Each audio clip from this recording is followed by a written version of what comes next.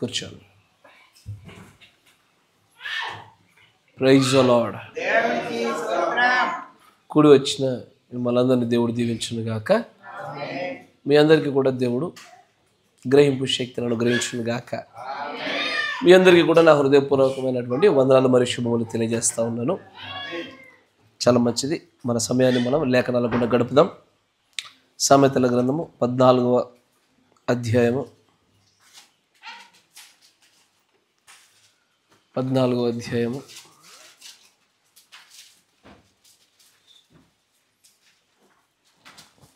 వచనం.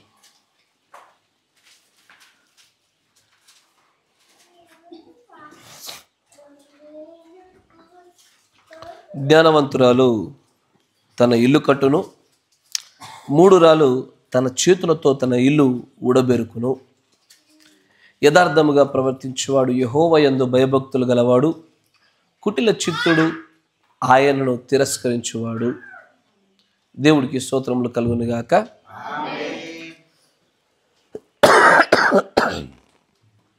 మీరున్న చోట తల ఉంచండి, కళ్ళు మూసుకోండి. మనం ప్రార్థన చేసుకుందాం. కనికర పూర్ణుడా, సర్వశక్తి సంపన్నుడా, కృపామయుడా, మీకు స్తుతులు స్తోత్రములు చెల్లిస్తా ఉన్నాము. నీవు సర్వశక్తి మంతుడవు, నీతి న్యాయములను జరిగించేటువంటి దేవుడవై ఉన్నావు. ఎప్పుడు కూడా ప్రభా నువ్వు పక్షపాతిగా నువ్వు లేవు నాయన. నిష్పక్షపాతమైనటువంటి నిజమైనటువంటి ప్రభా తీరులో ప్రవర్తనలో ముందు కొనసాగేటువంటి అత్యున్నతమైనటువంటి దేవుడవు నీవు. మమ్మును కూడా నీవున్న రీతిగానే పరిశుద్ధతలోను, ప్రేమలోను, నీతిలోను, న్యాయంలోను అదే విధానమును మేము కొనసాగించాలని మీరు ఆశపడినారు ప్రభు.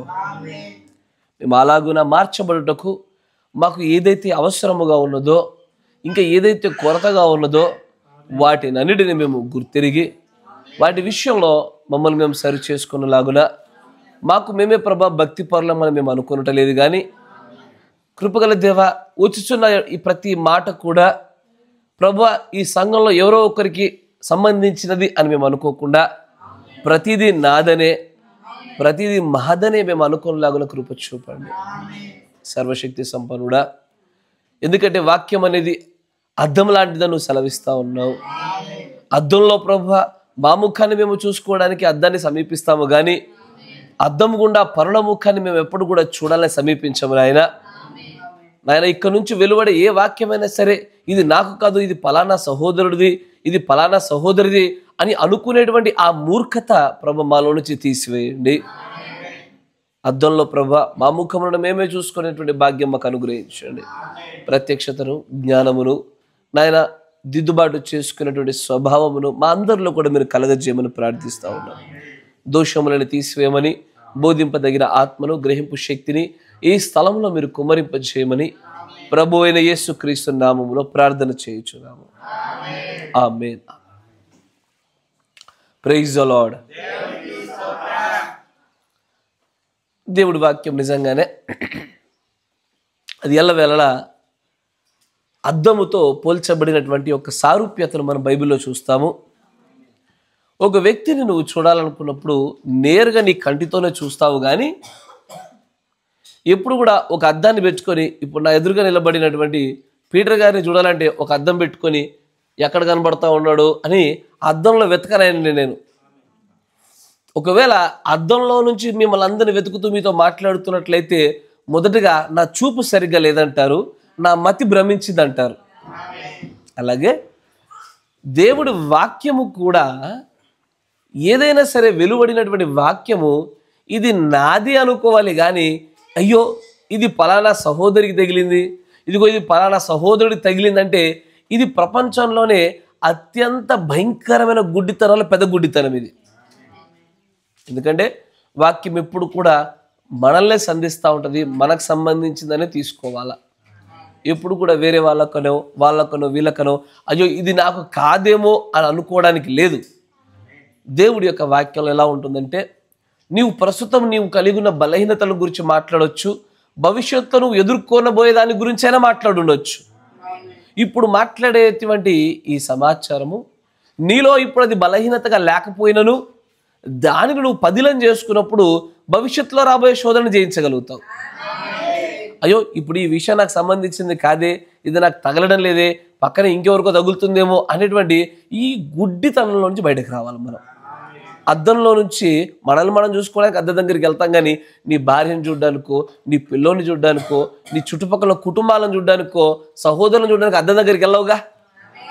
అద్దాన్ని చేరువయ్యేది నిన్ను నువ్వు చూసుకోవాలనే ఉద్దేశం చేత చేరువ అవుతావు. ఆమేన్. Praise the Lord. దేవుడికి స్తోత్రములు కలుగును గాక. చాలా మంచిది.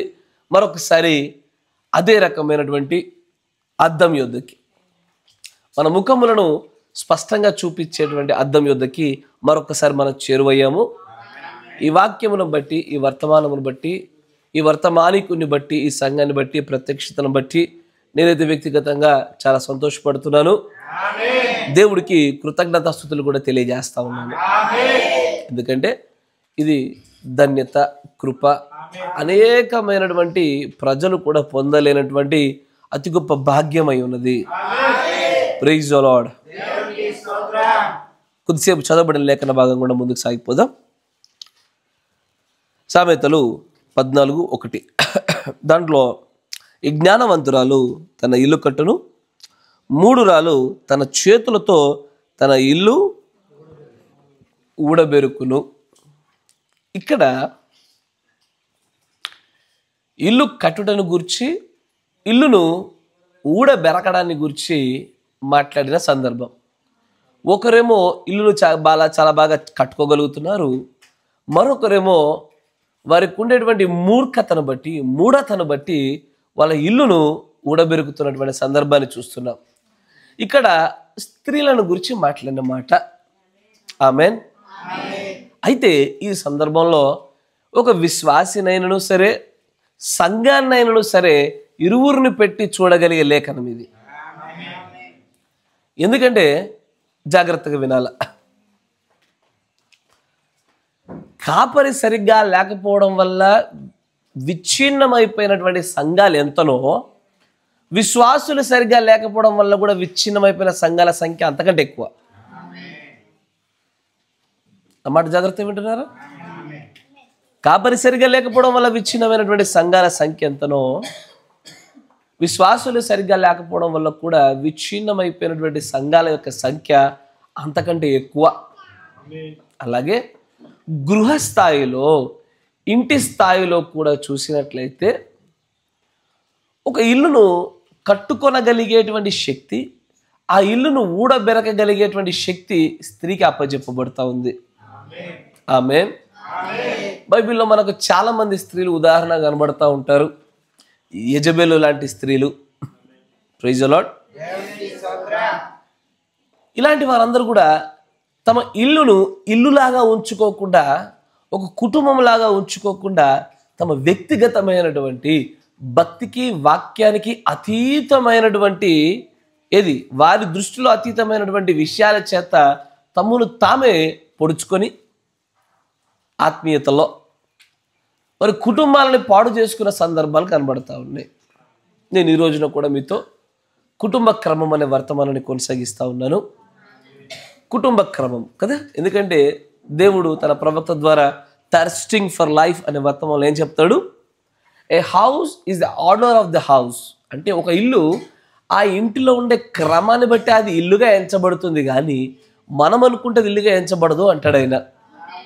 ఏ క్రమము? దానికి ఎవరు పెట్టాలి ఆ క్రమాన్ని? నువ్వు అనుకుంటున్నట్టు క్రమంలో నడవాలా? భర్తగా నీ ఆధిపత్యం చలాయించబడాలా? భార్యగా నీ కనుసైగల్లో నడవాలా? ఏదో ఒక క్రమాన్ని ఉండాలంటున్నాడు ఆయన. ఆ క్రమం లేకపోతే అది కుటుంబమే కాదంటున్నాడు ఆయన. పోయినటువంటి దీని యొక్క చివరి భాగంలో మనం చూసినట్లయితే ఆయన అంటాడు, that is a dangerous family అంటాడు. అంటే ఒక భయంకరమైన కుటుంబం అని చెప్తాడు ఆయన. క్రమము లేని కుటుంబం ఏదైనా సరే అది అత్యంత భయంకరమైన కుటుంబం. అంటే దానికి ఒక క్రమం ఉండాలిగా. ఆ క్రమాన్ని ఎవరు పెడతారు? ఏ మనుష్యుడు ఈ క్రమాన్ని ఆ క్రమాన్ని పెట్టడానికి లేదు, కానీ దేవుడే తన వాక్యం కూడా ఒక క్రమాన్ని పెట్టాడు. ఆ క్రమాన్ని మనం గుర్తెరిగి అది మన కుటుంబంలో పాటించడం మనం చేయాల్సినటువంటి పని. Praise the lord. కానీ సమస్యల్లో ఏంటంటే నేను మీకు ఇదివరకు కూడా చెప్పాను, మళ్ళీ చెప్తా ఉన్నాను. ఏంటంటే వ్యక్తిగతమైనటువంటి భక్తి మీద పెట్టినటువంటి దృష్టి కుటుంబాలపైన మనం పెట్టడంలే. కరెక్టేనా? ఇప్పుడు నేను ఒక విశ్వాసిని, వ్యక్తిగతంగా నాకు ఒక పిచ్చి, ఇది ఒక సినిమాలు చూసే అలవాటు ఉంది. నేను చూశాను, అయ్యో తప్పు చేశానే అని అనుకున్నాను. మరలా దేవుని దగ్గర మోకరించాను, ప్రభు నన్ను క్షమించు అన్నాను. ఇప్పుడు నన్ను నేను క్షమించుకుంటున్నానా? Yes or no? నాకు తాగుడు అలవాటు ఉంది. తాగిన తర్వాత మళ్ళా దేవుని దగ్గరికి సమీపించినప్పుడు ప్రభు నన్ను క్షమించు అని అడుగుతా ఉన్నాను. ఇప్పుడు నన్ను నేను క్షమించుకుంటున్నానా? నాకున్న ఏ చెడ్డ అలవాటైనా సరే నన్ను నేను క్షమించుకోవడానికి ఇష్టపడుతున్నాను, కానీ ఎన్నడూ కూడా నన్ను నేను శిక్షించుకోలేదు. నేను చేసిన తప్పిదాన్ని బట్టి నన్ను నేను ఎప్పుడు శిక్షించుకోలే. మీరు చేసిన తప్పిదాన్ని బట్టి మిమ్మల్ని మీరు ఎప్పుడో శిక్షించుకున్నారా? ఇదిగో నేను వ్యక్తిగతంగా దేవుడికి ఇచ్చిన మాట నేను దాటిపోయాను, పలానా విషయంలో నా నిబంధనను మీరిపోయాను, లేఖనాన్ని దాటి మరలా పాపం చేశాను, కాబట్టి ఇదిగో నాకు వ్యక్తిగతంగా ఈ శిక్షను ఇచ్చుకుంటాను అని ఎప్పుడైనా మన శిక్షలు విధించుకున్నావా? కానీ కుటుంబాలలో మాత్రం శిక్షలు విధించడం అనేది అత్యధికంగా జరుగుతుంది. మనల్ని మనము వేల మార్లు కాదు, కోటి మార్లనే క్షమించుకుంటాం. క్షమాపణ స్వీయంగా వ్యక్తిగతంగా అత్యధికమైన స్థాయిలో ఉంది, కానీ కుటుంబ స్థాయిలోకి వచ్చరికి క్షమాపణలు కనబడవు. కరెక్టేనా? ఎప్పుడైనా ఒక పాపం చేసినప్పుడు, ఒక లేఖనాన్ని దాటి వెళ్ళిపోయినప్పుడు నిన్ను నువ్వు కొట్టుకున్నావా? కొట్టుకోలే. Yes sir? అంటే ఎందుకు ఈ మాట చెప్తున్నానంటే, నీకంటే ఎక్కువగా ఎదుటని ప్రేమించమని చెప్తుంది బైబిల్. ఇప్పుడు నీలాగా కాదు ప్రేమించమని చెప్పుచున్నది. ఇప్పుడు ఒకప్పుడు పాత నిబంధన సూత్రం అది, నిన్ను వల్ల నీ పొరుగువాన్ని ప్రేమించడం అనేది పాత నిబంధన రూల్. అది కొత్త నిబంధన సూత్రం ఏంటి? యేసు ప్రభువులాగా ప్రేమించడం అనేది కొత్త ఆజ్ఞ. అంటే నీకంటే ఎక్కువగా యేసు ప్రభు ఎలా ప్రేమించాడు? తన అద్వితీయ కుమారుని కంటే ఎక్కువగా మనల్ని ప్రేమించాడు. ఇదిగో ఆ స్థాయి ప్రేమతో ఈ రోజున మనం ప్రతి ఒక్కరిని ప్రేమించాలని చెప్తున్నటువంటి ఈ దినాల్లో మనపైన మనం ఏ స్థాయి ప్రేమను కలిగి ఉన్నామో, మనల్ని మనం ఎలాగూ క్షమించుకొనిచున్నామో, మనల్ని మనం ఎలాగూ పరిగణలోకి తీసుకొనిచున్నామో, మనమేమో ఎన్ని వేల తప్పిదాలు చేసినా సరే దేవుడి దగ్గరకు వచ్చరికి ఇంకొక అవకాశం అని బతిలాడుతున్నాం. కానీ కుటుంబ స్థాయిలోకి వచ్చేసరికి మాత్రము నిర్మాణాలు అలాగూ జరగడం లేదు కదా. వ్యక్తిగత స్థాయిలో జరుగుతున్న నిర్మాణాలు కుటుంబ స్థాయిలో జరగడం లేదు. వ్యక్తిగతంగా నిన్ను దేవుడు వదిలి వెళ్ళిపోవడానికి నువ్వు ఎలాగ ఇష్టపడవో, ఎలాగో దాన్ని బట్టి నువ్వు సౌకర్యవంతంగా ఉండవో, కుటుంబాల విషయంలో మాత్రము అలాంటి ధోరణి కనబడతలా. ఎందుకు ఈ మాటలు చెప్పవలసి వస్తుంది అంటే, దేవుడి యొక్క ప్రవక్త ద్వారా దేవుడు అంటాడు, మన మనిషికి, ఒక విశ్వాసికి తాను నిజంగానే కేంద్రీకరించి నిశితంగా జాగ్రత్త పడవలసిన విషయం మొట్టమొదటిగా దేవుడు, రెండు కుటుంబమే, ఆ తర్వాతే వ్యక్తిగతంగా నిన్ను గురించి. ఆమేన్, ప్రైజ్ ది లార్డ్. ఎందుకంటే ఇక్కడ ఆదాము దగ్గరకు వచ్చినప్పుడు కూడా భలే అడుగుతాడు దేవుడు ఆ ప్రశ్న. దేవుడు ఆదాము దగ్గరకు వచ్చినప్పుడు అడిగిన మొట్టమొదటి ప్రశ్న ఏంటి? నువ్వు ఎక్కడున్నావు? కరెక్టేనా? ఇంతకీ నువ్వు దిగంబరివని అంటే ఈయనలో తప్పు లేదు, ఎవడో ఒకటి తెలిపితేనే తెలిసిందనే విషయం అర్థమవుతుంది. కరెక్టేనా? మొదటగా అతనిలో తప్పు ఎతకడంలా, దేన్ని ఎతుకుతున్నాడు? ఇతనిని ప్రభావితము చేసినటువంటి ఆ వ్యక్తిని గురించి అడుగుతున్నాడు. Yes or no? అంటే ఆబ్వియస్లీ ఆదాము అవ్వలు ఏదెన్లో ఇద్దరే ఉన్నారు, లింగలింగని. కరెక్టేనా? ఇద్దరే ఉన్నప్పుడు ఇద్దరు రూమ్లో ఉన్నారు. ఒకడు కొట్టాడు, ఇంకొకటి చెంపమే చేయబెట్టుకున్నాడు. వాడి దగ్గరికి వెళ్ళి నేను ఎవడు కొట్టాడు అని అడుగుతాను నేను? ఆబ్వియస్లీ ఇంకొకడే, మిగిలిన వాడైతే కొట్టుంటాడు, అంతేనా కదా? దేవుడు కూడా అడుగుతున్న ప్రశ్న చాలా విచిత్రంగా ఉంటుంది. ఉన్నదే ఇద్దరు, వాడు దిగంబరి కనబడతా ఉన్నాడు, నీకు తెలిపిన వాడు ఎవడు అంటాడేంది? ఆబ్వియస్లీ ఎవరది? అవే. Yes sir? అవ్వ దగ్గరికి వెళ్ళాడు, నీకు కూడా చెప్పాడు తల్లి అంటే సర్పం చెప్పింది, సర్పంలో సాతాను దూరి ఇలాగ మాట్లాడింది అంటాడు. ఈ రోజున కుటుంబాల పరిస్థితి కూడా అంతే. ఏం జరుగుతుందంటే, ఏ విధంగానైతే అవ్వ ఒక్కతి వాక్యమును మీరుట వల్ల, లేఖనాన్ని దాటుట వల్ల ఏ పాపాన్నైతే తీసుకొచ్చిందో ఆ పాపాన్ని కుటుంబంలో ఉన్న అందరిపైన రుద్దుతూ వచ్చింది ఆమె. కరెక్టేనా? నా మాట జాగ్రత్త వినాలా. ఒక్కరు తీసుకొచ్చిన పాపాన్ని కుటుంబం అంతటిపై రుద్దేసింది తల్లి. సార్, అందుకే దేవుడి ప్రవక్త ఒక అద్భుతమైన మాట చెప్తాడు, చూడండి. 64-0823.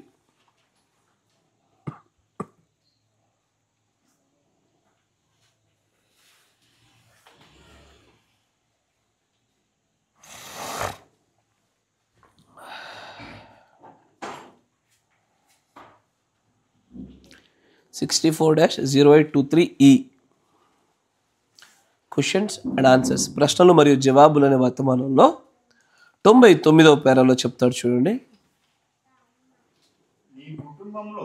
నీ కుటుంబంలో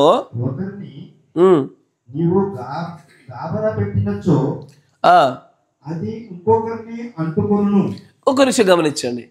దేవుడు కుటుంబ వ్యవస్థని ఎంత చక్కగా ఏర్పరిచి పెట్టాడంటే, నా మాట జాగ్రత్త వినాలా, దానిలో ఏ ఒక్కరు ప్రభావితం చెందినా మిగిలిన వాళ్ళందరూ ప్రభావితం చెందబడతారు. నా మాట వింటున్నారా?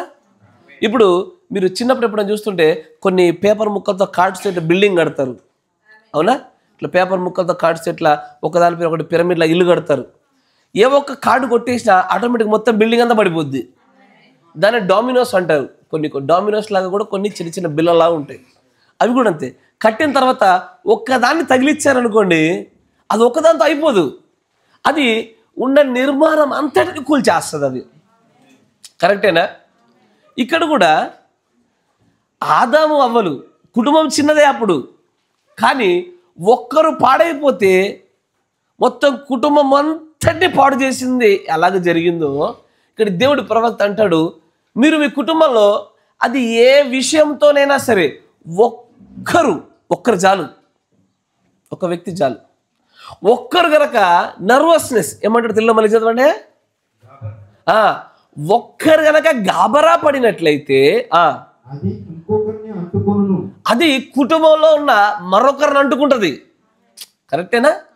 అది జరుగుతుందా?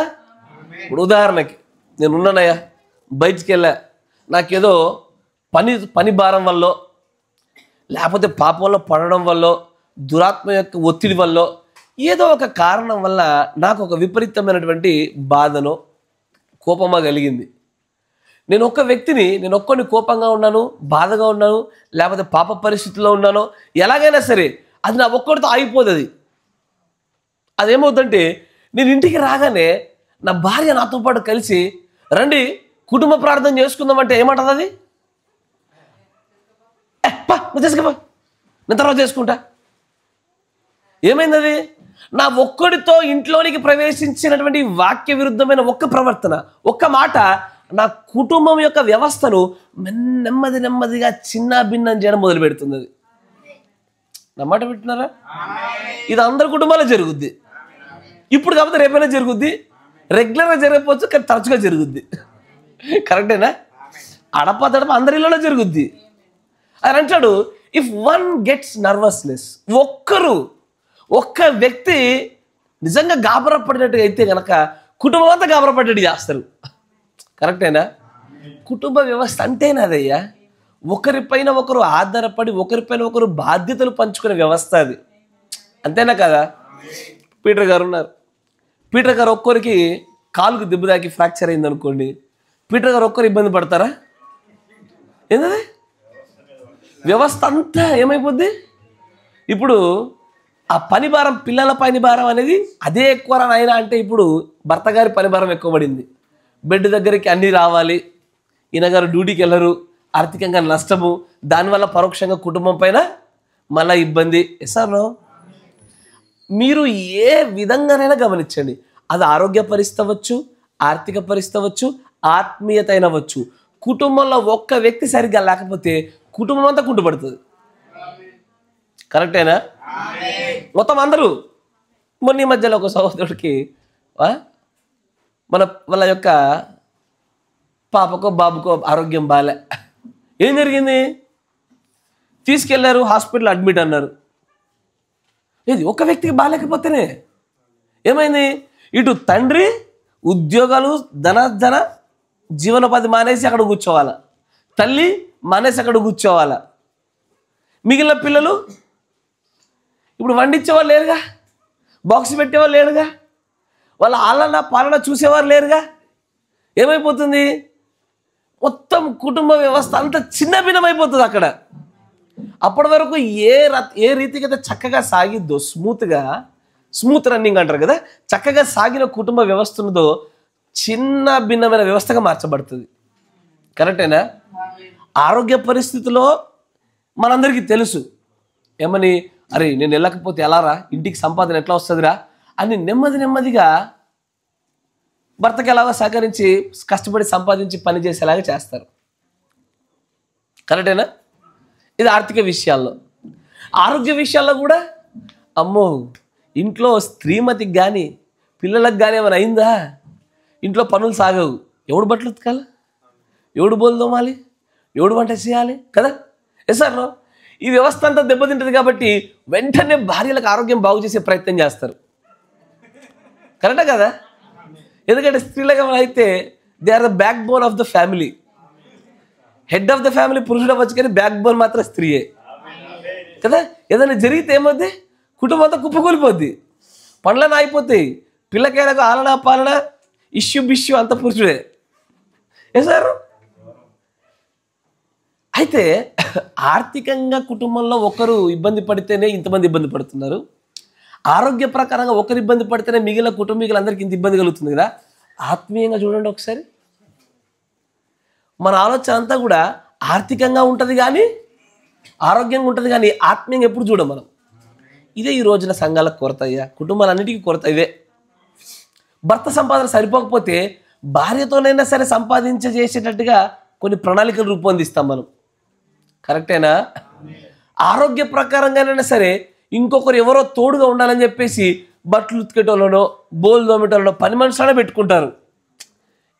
ఎసార్లో ఆరోగ్యాలు సరిలేనప్పుడు, పనులు భారం సరిపోకపోయినప్పుడు, దాన్ని చేసుకోలేకపోయినప్పుడు ఎవరో ఒకరు పెట్టుకుంటావు. మరి నీకు మాదిరిగా, నీ భార్యకు మాదిరిగా నువ్వు ప్రార్థన చేయడానికి గోళం పెట్టుకుంటావు.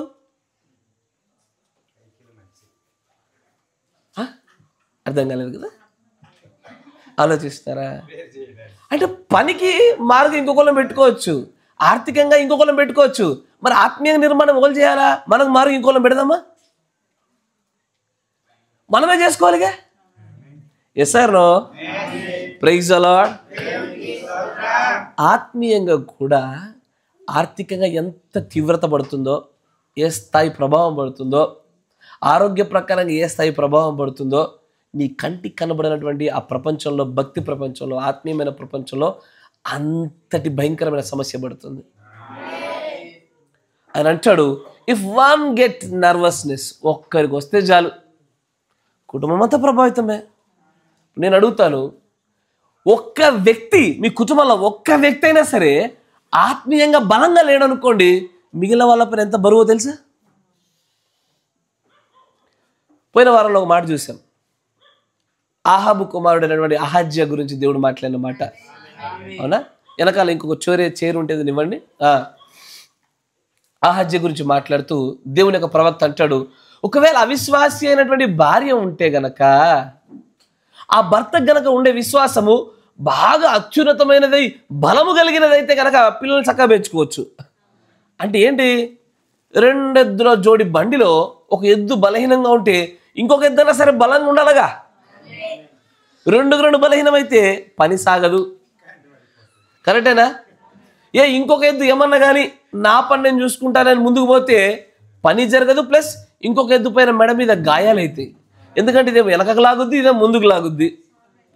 కరెక్టేనా? అయితే ఎలాంటి శక్తి కలిగిందై ఉండాలా?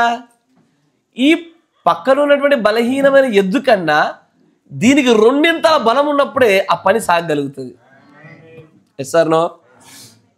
దేవుని యొక్క ప్రవక్త అదే అంటాడు, కుటుంబ వ్యవస్థ కూడా ఒకరితో ఒకరు ఎంత అల్లుకుపోయి ఉన్నటువంటి వ్యవస్థ అంటే, ఒక్క వ్యక్తి యొక్క భక్తిలో ఎదుగుదల కుటుంబం అంతటికి ఎదుగుదలే. ఒక్క వ్యక్తి యొక్క ఆత్మీయమైన బలహీనత అందరికీ బలహీనతే.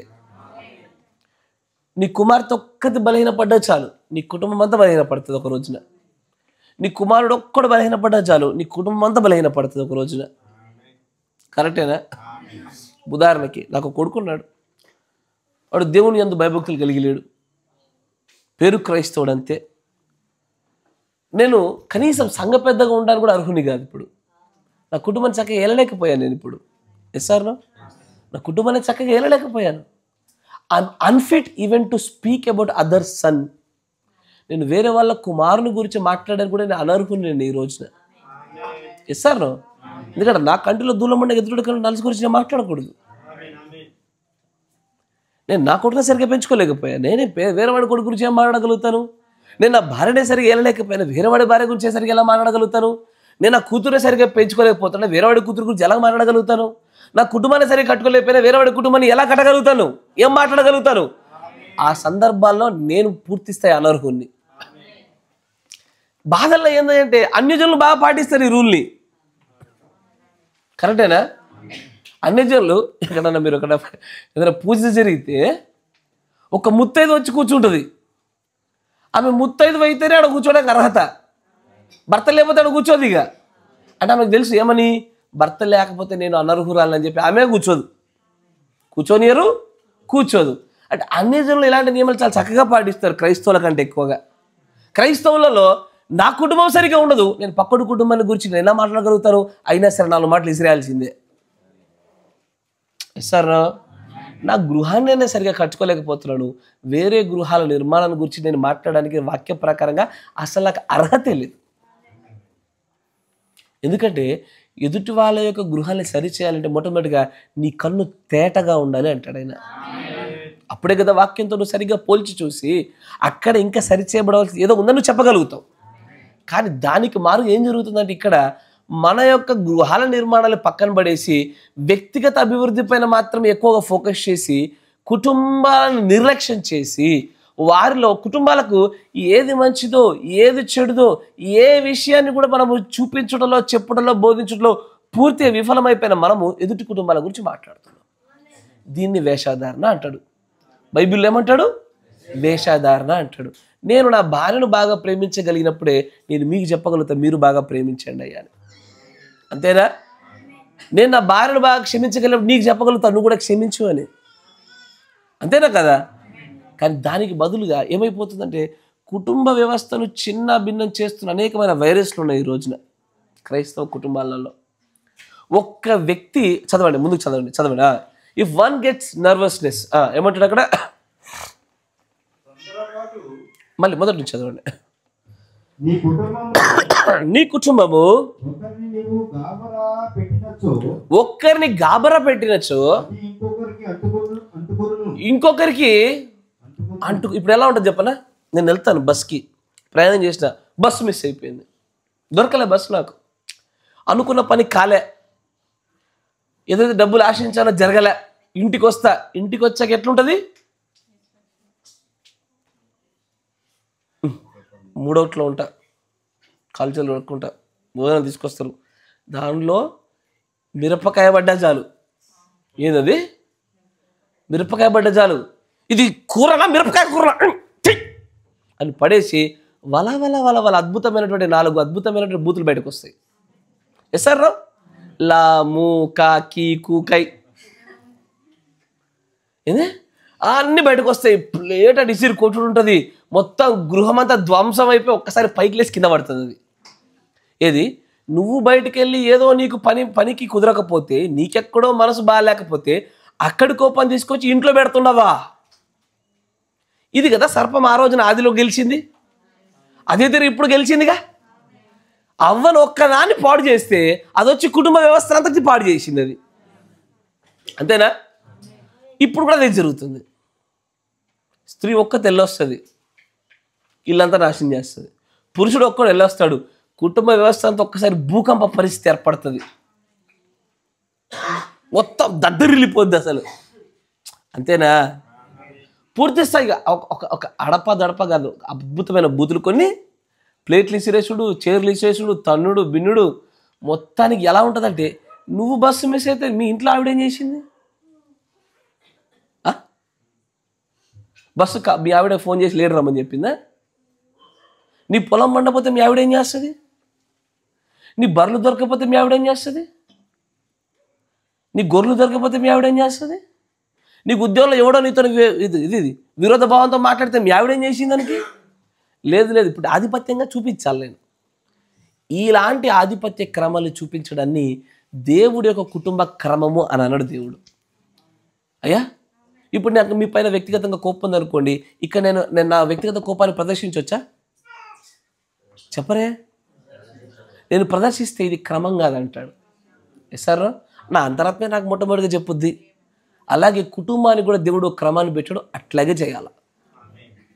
దేవుడు పెట్టిన క్రమం కాకుండా నీ ఇష్ట ప్రకారంగా కుటుంబాన్ని వెళ్ళడానికి పురుషుడికి దేవుడు అధికారాన్ని ఇవ్వలే, స్త్రీకి అధికారాన్ని ఇవ్వలే.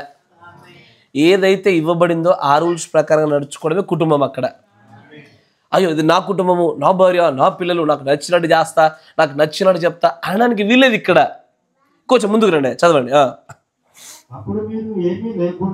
జాగ్రత్త. నేను ఈ వర్తమాన మొత్తాన్ని, ఈ అంశం మొత్తాన్ని కూడా నేను ఉపద్గత రీతిలో ముందుకు వెళ్తా.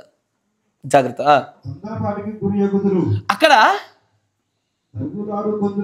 అక్కడ ఏమి, అక్కడ ఏముండదు. అక్కడ రీజను ఉత్తదే. ఏం రీజన్ అది? కోప్పడానికి ఏం కారణం అది? పోనీ సంఘంలో ఒక వ్యక్తిని పిలిచి ఇదిగో ఈ కారణం వల్ల గొడవ జరిగిందని చెప్పుకోవడానికి కూడా వర్తి రీజన్ కాదు అది. అంటే ఓ విలువగల కారణం కూడా కాదు అది. కరెక్టేనా? ఇప్పుడు ఈయన నన్ను కొట్టి నేను తిరిగి ఆయన పైన కోప్పడ్డాను అనుకోండి, నేను ఆయనకు తిరిగి ఆయన పైన కోప్పడ్డానికి ఆయన ఏమన్నాడు నన్ను? మొన్న మధ్యలో ఎవరో చెప్పిర్రు నాకు, మొన్న కారులో వెళ్తుండగా, కారులో హాస్పిటల్ చెప్పిర్రు, అమ్మ రాలేదు కాబట్టి చెప్పుకుందాం కాసేపు. ఏదది? అలా మనమరాలంట నానమ్మని పట్టుకొని అది తిన్నదా అన్నదంట. ఏందది? నానమ్మ అన్నం తిన్నదా కాదు, అది తిన్నదా అన్నదంట. ఏందది? అది తిన్నదా అంతే. ఏదో మనమరాలు కొద్దిపాటి స్వతంత్రతతో ఏదో అది తిన్నదా అన్నదంట. దానికి కథం గుద్దుకొని బీపీ తెచ్చుకొని డమాలని కింద పడుతున్నారు. ఏముండదు, అలా కారణం ఏముండదు, ఉత్తుదే. వింటున్నారా? మీరు ఒకసారి వెనక్కి తిరిగి చూసుకోండి.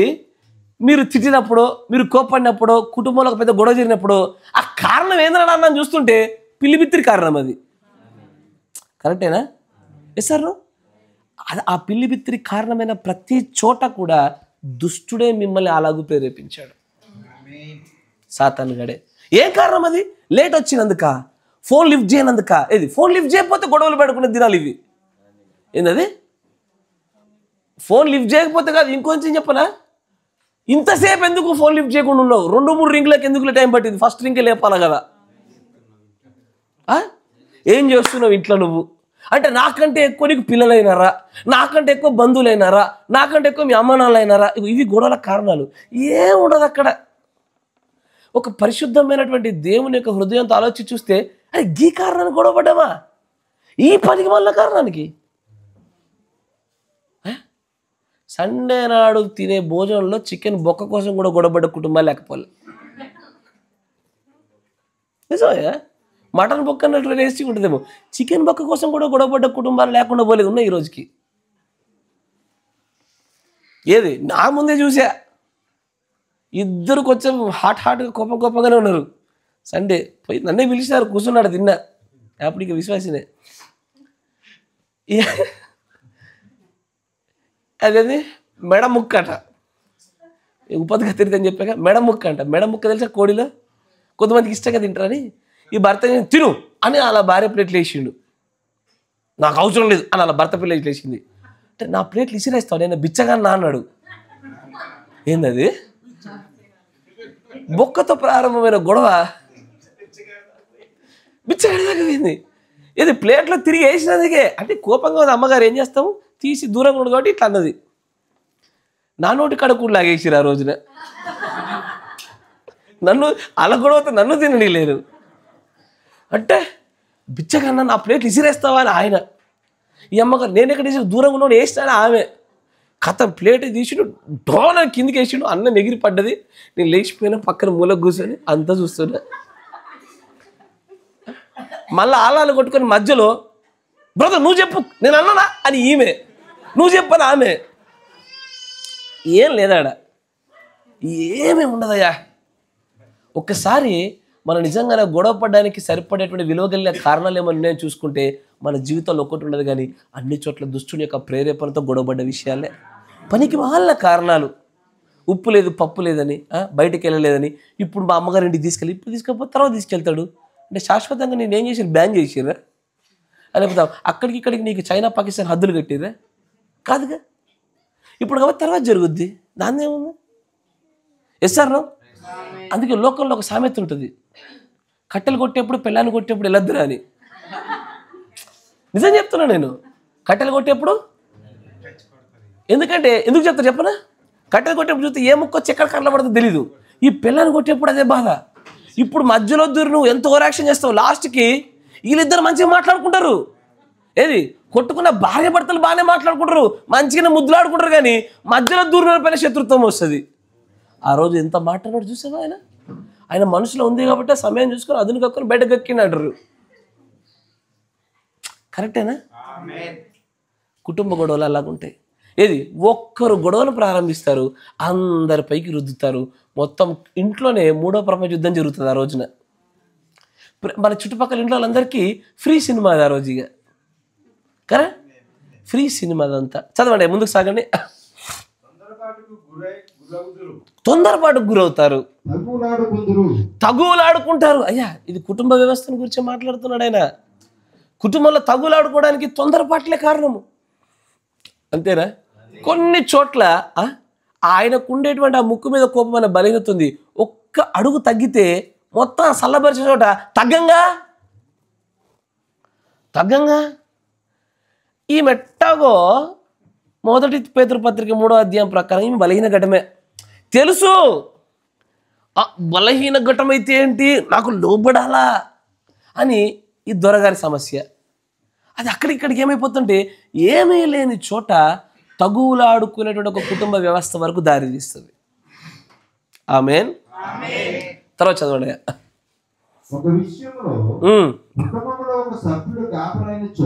కుటుంబంలో ఒక్క సభ్యుడు గాబరా పడ్డా అందరిని పట్టుకుంటుంది ఆత్మ. అయ్యా ఒక్క వ్యక్తి అవిశ్వాసం అని ఆత్మ పట్టుకున్నా, ఒక్క వ్యక్తికి భక్తిహీనత అని ఆత్మ పట్టుకున్నా, ఒక్క వ్యక్తికి ప్రార్థన రాహిత్య జీవితం అని ఆత్మ పట్టుకున్నా ఆటోమేటిక్గా మిగతా అందరిని ముంచేస్తుంది, అది అందరిని మింగేస్తుంది. అది కరెక్టేనా? సంఘంలోనే ఒక్కడి ఒప్పుకోని పాపమే సంఘం అంతటిపై రుద్దబడినప్పుడు కుటుంబంలో ఒక్కడి సరిగ్గా లేకపోతే అందరిపై రుద్దబడదా? ఖచ్చితంగా రుద్దబడుతుంది.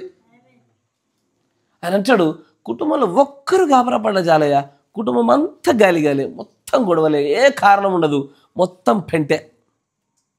మళ్ళీ వ్యక్తిగతంగా మనల్ని మనం క్షమించుకోవడానికి సరిపడేటువంటి ప్రత్యక్షత స్థాయి, ఓపికలు, క్షమాగుణాలు కుటుంబంలో ఉన్న వ్యక్తులు క్షమించడానికి మాత్రం ఎప్పటికీ వాడం మనం. నేను 1000 తప్పులు చేస్తాను, 1000 మార్లు దేవుని దగ్గరికి వెళ్ళి క్షమించమని అడుగుతాను. కానీ నా భార్య తప్పు చేస్తే అన్నిసార్లు క్షమించమని ఆమె అడిగినా నేను క్షమించా. నేనేమో 1000 సార్లు యేసుప్రభువుకు ఎదురు తిరిగా, మళ్ళీ యేసుప్రభుని క్షమించమని అడిగా, నన్ను నేను క్షమించుకుంటున్నా, అడుగుతున్నా. కానీ కుటుంబంలో ఉన్న వ్యక్తులను క్షమించమట్లాగలా. అంతేనా? Praise the lord. ఏమీ లేని చోట అది గృహం అంతా కూడా కొట్టుకునే స్థాయి, గొడవలు పడే స్థాయి వరకు తీసుకెళ్ళబడుతుంది. అది ఒక్కరి వల్లే కుటుంబం అంతా జరుగుద్ది. కరెక్టేనా? Praise the lord. తర్వాత చూడా, మొత్తం ఒక్క వ్యక్తితోనే స్టార్ట్ అవుతుంది ఎప్పుడు కూడా. కుటుంబం అంతా శాంతి లేకుండా గలిబిలి గందరగోళానికి గురయ్యేటువంటి పరిస్థితి ఏర్పడుతుంది అంటున్నాడు ఆయన. అదంతా కూడా సాతాను కార్యమే. ఆదిలో వాడు చేసింది అదే. వాడు కుటుంబం అంతటిని మోసం చేయలేదు, ఒక్కరిని పట్టుకున్నాడు. కరెక్టేనా? మళ్ళీ వాడు సాతానుగాడు ఇదే లాజిక్ని అనేకమైన చోట్ల వాడే ప్రయత్నం చేశాడు. యాకోబు కుటుంబాన్ని మొత్తాన్ని పాడు చేద్దాం అనుకున్నాడు. రాహేలు కింద మంచి విగ్రహం పెట్టి పంపించే ప్రయత్నం చేశాడు. కానీ దేవుడు అక్కడికక్కడ దాన్ని అరికట్టి నిర్మూలన చేసి పరిశుద్ధంగా నిలబెట్టాడు అక్కడ. కరెక్టేనా? మళ్ళీ సాతాను ఒకప్పుడు అవ్వని ఎలాగునే ప్రేరేపించి ఆదామును కూడా పడేసిందో, మరలా సారాని కూడా ప్రేరేపించి ఏది దాసిదాన్ని పంపించి ఒక సంతాన ఉత్పత్తి ఒకటిగా చేసింది. కానీ మళ్ళా దేవుడు ఏం చేశాడు, ఆ సంతానాన్ని బయటకు పంపించేసి ఈ కుటుంబాన్ని మాత్రం ప్రత్యేకపరిచి మళ్ళీ పరిశుద్ధంగా నిలబెట్టాడు. ఎందుకు? వాళ్ళు కలిసి ఉన్నంతసేపు ఏమైంది, ఏం జరిగింది? దాసికి సారాయికి గొడవ, అంతేనా? ఎప్పుడు చూడు గొడవలే, ఎప్పుడు చూడు దెప్పొత్తు మాటలే. ఏం చేశారు? వాళ్ళను వేరు చేస్తే తప్ప ఈ స్వచ్ఛమైనటువంటి ఈ పరిపూర్ణమైన బీజంలో మళ్ళీ సాతాను క్రియలు ఉండవని దేవుడు దాన్ని పక్కకి జరిపేంత వరకు ఆ గొడవలు జరుగుతూనే ఉన్నాయి అక్కడ. ఆమేన్. వాడు అనేక మార్లు దేవుని యొక్క పరిశుద్ధుల కుటుంబాలను కూడా పాడు చేయడానికి మెల్లగా దూరాడు, కానీ దేవుడు వాళ్ళ పరిశుద్ధుల్ని కాపాడుకున్నాడు కాబట్టి ఆ కుటుంబాలు నిలబడ్డాయి అక్కడ. నా మాట వింటున్నారా? ఇంకొంచెం ముందుకు చదవండి. కుటుంబంలో ఒక్క సభ్యుడు సంతోషిస్తే పీటర్ గారు ఉన్నారు, ఆయనకు ఒక్కడికి ఉద్యోగం వస్తే ఇల్లంతా ఏం చేసింది? వాళ్ళ అమ్మకి ఏమైంది? ఆనందం కలిగిందా? మీరు చూసిరా లేదా? అదేదో ఆమెకు వచ్చినట్టు, సార్ అదేదో ఆమెకు వచ్చినట్టు అంతకంటే ఎక్కువ ఆనందం వచ్చి, అయ్యా వచ్చినట్టేనా 100 మార్లు అడిగేది నన్ను. ఉద్యోగం ఇచ్చేది నేను కాదమ్మా, వాడిని అడగాలని చెప్పేటోని. అంటే ఒక్కరికి కలిగే ఆనందం కుటుంబాలు అందరూ మాకు కలిగిందని ఆనందంతోనే భావిస్తారు. వాళ్ళంతా ఒక్కరికి కలిగే బాధ ఏమైంది? అందరి మీద పడుతుంది. ఎస్ఆర్ ఒక్కసారి లీలమ్మకు అనారోగ్యం రాగానే ఏమైంది? కుటుంబం అంతా జల్లిపోయింది. కుటుంబమే సంఘం కూడా జల్లిపోయా రాత్రికి రాత్రి. అంటే ఒక వ్యక్తికి కలిగే బాధ అందరిపైన ఎలాగో పడుతుందో కుటుంబంలో ఒక్క వ్యక్తి కలిగే సంతోషం, ఆశీర్వాదం కుటుంబం అంతటికీ ఆశీర్వాదమే. ఆమేన్. అందుకే ఆయన అంటాడు, నువ్వు ఒక్కడికి రక్షించబడితే ఆ వాగ్దానం, ఆ వరము నీకును, నీ పిల్లలకు, నీ కుటుంబానికి, నీ దూరస్తులందరికీ చెందుద్ది. ఎందుకంటే నువ్వు రక్షించబడిన వెంటనే నీ కుటుంబాల వెంటనే రక్షించబడకపోవచ్చు, కానీ బీజం అయితే పడ్డదు అక్కడ. ఇప్పుడు కాబట్టి ఎప్పటికైనా సరే మెల్లగా బీజం నీ కుటుంబీకులు, బంధుమిత్రులు అందరినీ పాకేస్తుంది. అది ద్రాక్ష తీగ ఉండదు అది అల్లుకొల్లుకుపోతుంది అది, అంతేనా కదా? నువ్వు ఒక్కడి బలంగా ఉండాలా. నువ్వు ఒక్కదాని బలంగా ఉంటే చాలు, కుటుంబం అంతా ఆటోమేటిక్గా అదే వస్తుంది. అందుకే కుటుంబంలో ఏదైనా జరగనివ్వండి, సాతానుగాడు వచ్చిండా ఒక్కరిని పాడు చేసిండా కుటుంబం అంతా ఎగిరిపోయింది. దేవుడు వచ్చిండా ఒక్కరిని రక్షించడా కుటుంబం అంతా రక్షించబడుతుంది. అంతేనా? అందరి కుటుంబాలు అదే జరిగిందా? లేదా ప్యాకేజ్గా మారిరా కుటుంబాలు? ప్యాకేజ్గా దేవుళ్ళలోకి మారడం అనేది చాలా తక్కువ జరుగుతుంది.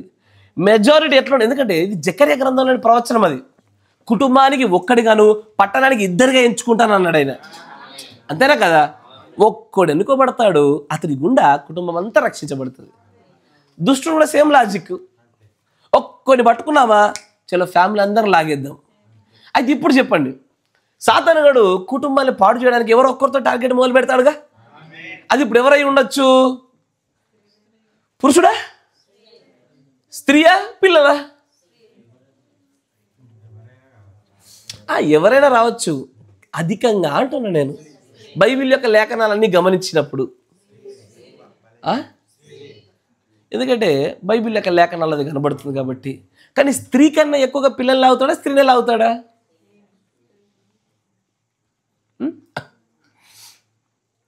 ఇప్పుడు మనం నివసిస్తున్నటువంటి ఈ కాలంలో పిల్లలు అత్యధికంగా బలంగా లాగబడేది ఈ రోజున. ఎందుకంటే దుష్టమైనటువంటి ఆ కోట్లాది ఆత్మలు ఆ 2వ ప్రపంచ యుద్ధం తర్వాత బయటకు వచ్చిన ఆత్మల ప్రభావానికి అత్యధికంగా ప్రభావానికి గురవుతున్న వాళ్ళు పిల్లలే. మీ ఇంట్లో చూసుకోండి ఒకసారి. అయ్యా నా మాట జాగ్రత్త వినండి. అయ్యా పురుషుడు నువ్వు చూసుకో, నీ భార్య బలహీనంగా ఉందా, నీ భార్య కంటే పిల్ల బలహీనంగా ఉందా? బయట చెప్పబాక, ఇంటర్వెల్ మనసులో పెట్టుకో. భక్తులు ఎవరు బలంగా ఉన్నారు? నా భార్య బలంగా ఉందా, నా పిల్లలు బలంగా ఉన్నారా? 99% మెజారిటీ పిల్లకాయల దగ్గర బలహీనత కనబడుతుంది. కరెక్టేనా? అమ్మ నువ్వు చూసుకో, నా భర్త బలహీనంగా ఉన్నాడా, నా పిల్లలు బలహీనంగా ఉన్నారా? 99% మెజారిటీ పర్సెంటేజ్ మాత్రం ఇప్పుడు పిల్లల దగ్గర కనబడుతుంది. ఎందుకయ్యా అంటే ముందు ఆ పిల్లలకి మనం బోధించి వాళ్ళను పెంచి పోషించే విధానంలో మన పెంపకాలు వాక్య ప్రకారంగా లేకపోవడమే దానికి కారణం. నా మాట వింటున్నారా? దానికి గల కారణం ఏంటంటే దాంట్లో మన లేఖనాన్ని ఇమిడ్చి లేఖన ప్రకారమైన క్రమాన్ని వాడకపోవడమే దీనికి అంతటికీ సమస్య. అందుకే దేవుని యొక్క ప్రవక్త ఒక మాట అంటాడు, చూపిస్తాను చూడండి. 59-0812 designing the body of the Christ కదా, క్రీస్తు యొక్క శరీరమును వివేచించుట అనే వర్తమానం. 59-0812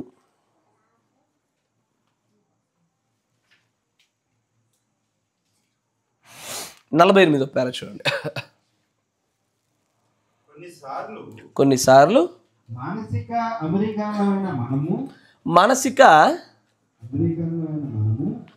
మానసిక అని కాదు, యాక్చువల్ ఇంటలెక్చువల్ అని ఉంటుంది. ఇంటలెక్చువల్ అంటే తెలివి కలిగినటువంటి, మనుష్య రీతిగా తెలివి కలిగినటువంటి అమెరికన్లమైన మనము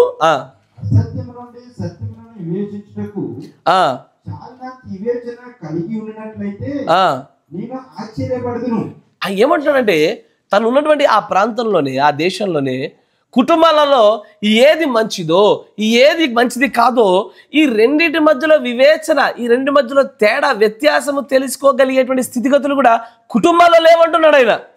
చూడండి, ప్రత్యేకముగా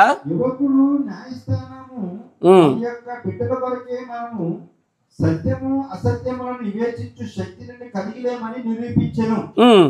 మరియు వారు మంచి మానసిక వైద్యుని జవాబులను అడిగినట్లుగా కనిపించినది. ఉదాహరణకి ఇప్పుడు చూడండి, ఈ విధముగా ఇప్పుడు ఒక ఉదాహరణ చెప్తాడు, జాగ్రత్త వినాలయ్యా. ఈ ఉదాహరణ మీ కుటుంబాల్లో జరిగితే గనక మిమ్మల్ని ఈ గడియ వర్తమానం ఖండిస్తున్నది, మీరు గడియ వర్తమానమే జీవించట్లేరు, మీకు ఎన్నటికీ పరిశుద్ధాత్మ బాప్తిసం రాదు. జాగ్రత్త వినాలి, ఎందుకంటే ఈ గడియ వర్తమాన ప్రకారంగా మన క్రియలు ఉండుటయే వర్తమానమై జీవించుట. జాగ్రత్త వినాలి, వర్తమానం ఏది చెప్తుందో అది నమ్మడం మాత్రం కాదు పని, అది నమ్మి అలాగూ చేయడమే వర్తమానమే జీవించుట. ఇప్పుడు ఒక ఉదాహరణ చెప్తున్నాడు ఆయన, గమనించండి. బాలుడు వాళ్ళ డాడీ దగ్గరకు వచ్చి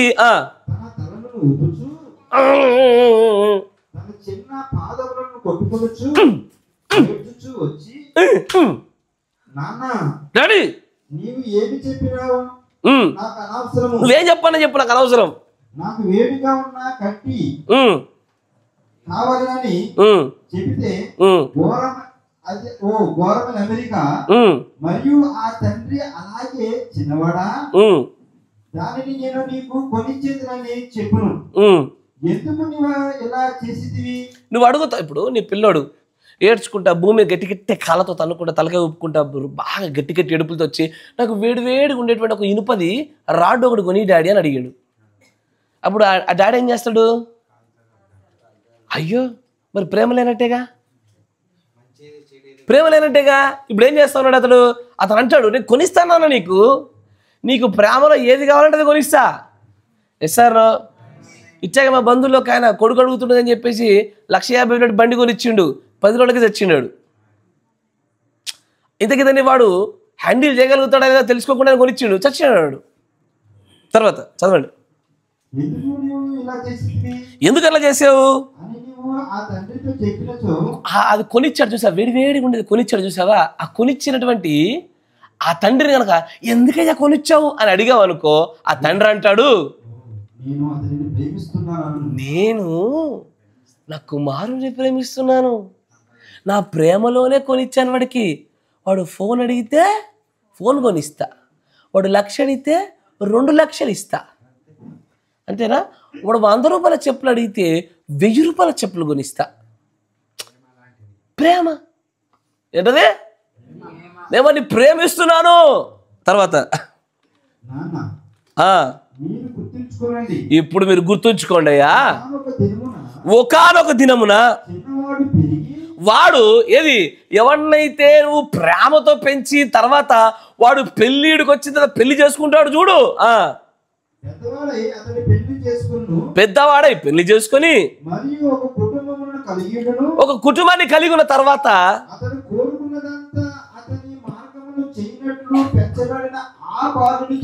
ఏది కోరుకుంటే అది చేయడానికి అనుమతి ఇచ్చి అవకాశం ఇచ్చి మార్గాలు ఏర్పాటు చేయబడిన పిల్లోడు రేపు పొద్దున పెద్దోడై పెళ్లి చేసుకున్న తర్వాత అలాంటి వ్యక్తిత్వం కలిగిన వాడు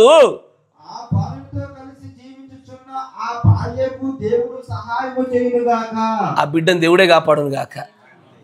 ఎవడు కాపాడాలా? నేను కొంతమందిని చూసా, నాకు అసలు భయమే లేదు ఈ విషయాలు చెప్పడానికి, తిట్టుకోరు. ఇంత మాట అంటే చాలు రూమ్లోకి వెళ్ళి డోర్ వేసుకొని 2 నెలల దాకా బయటకు రాం మేము.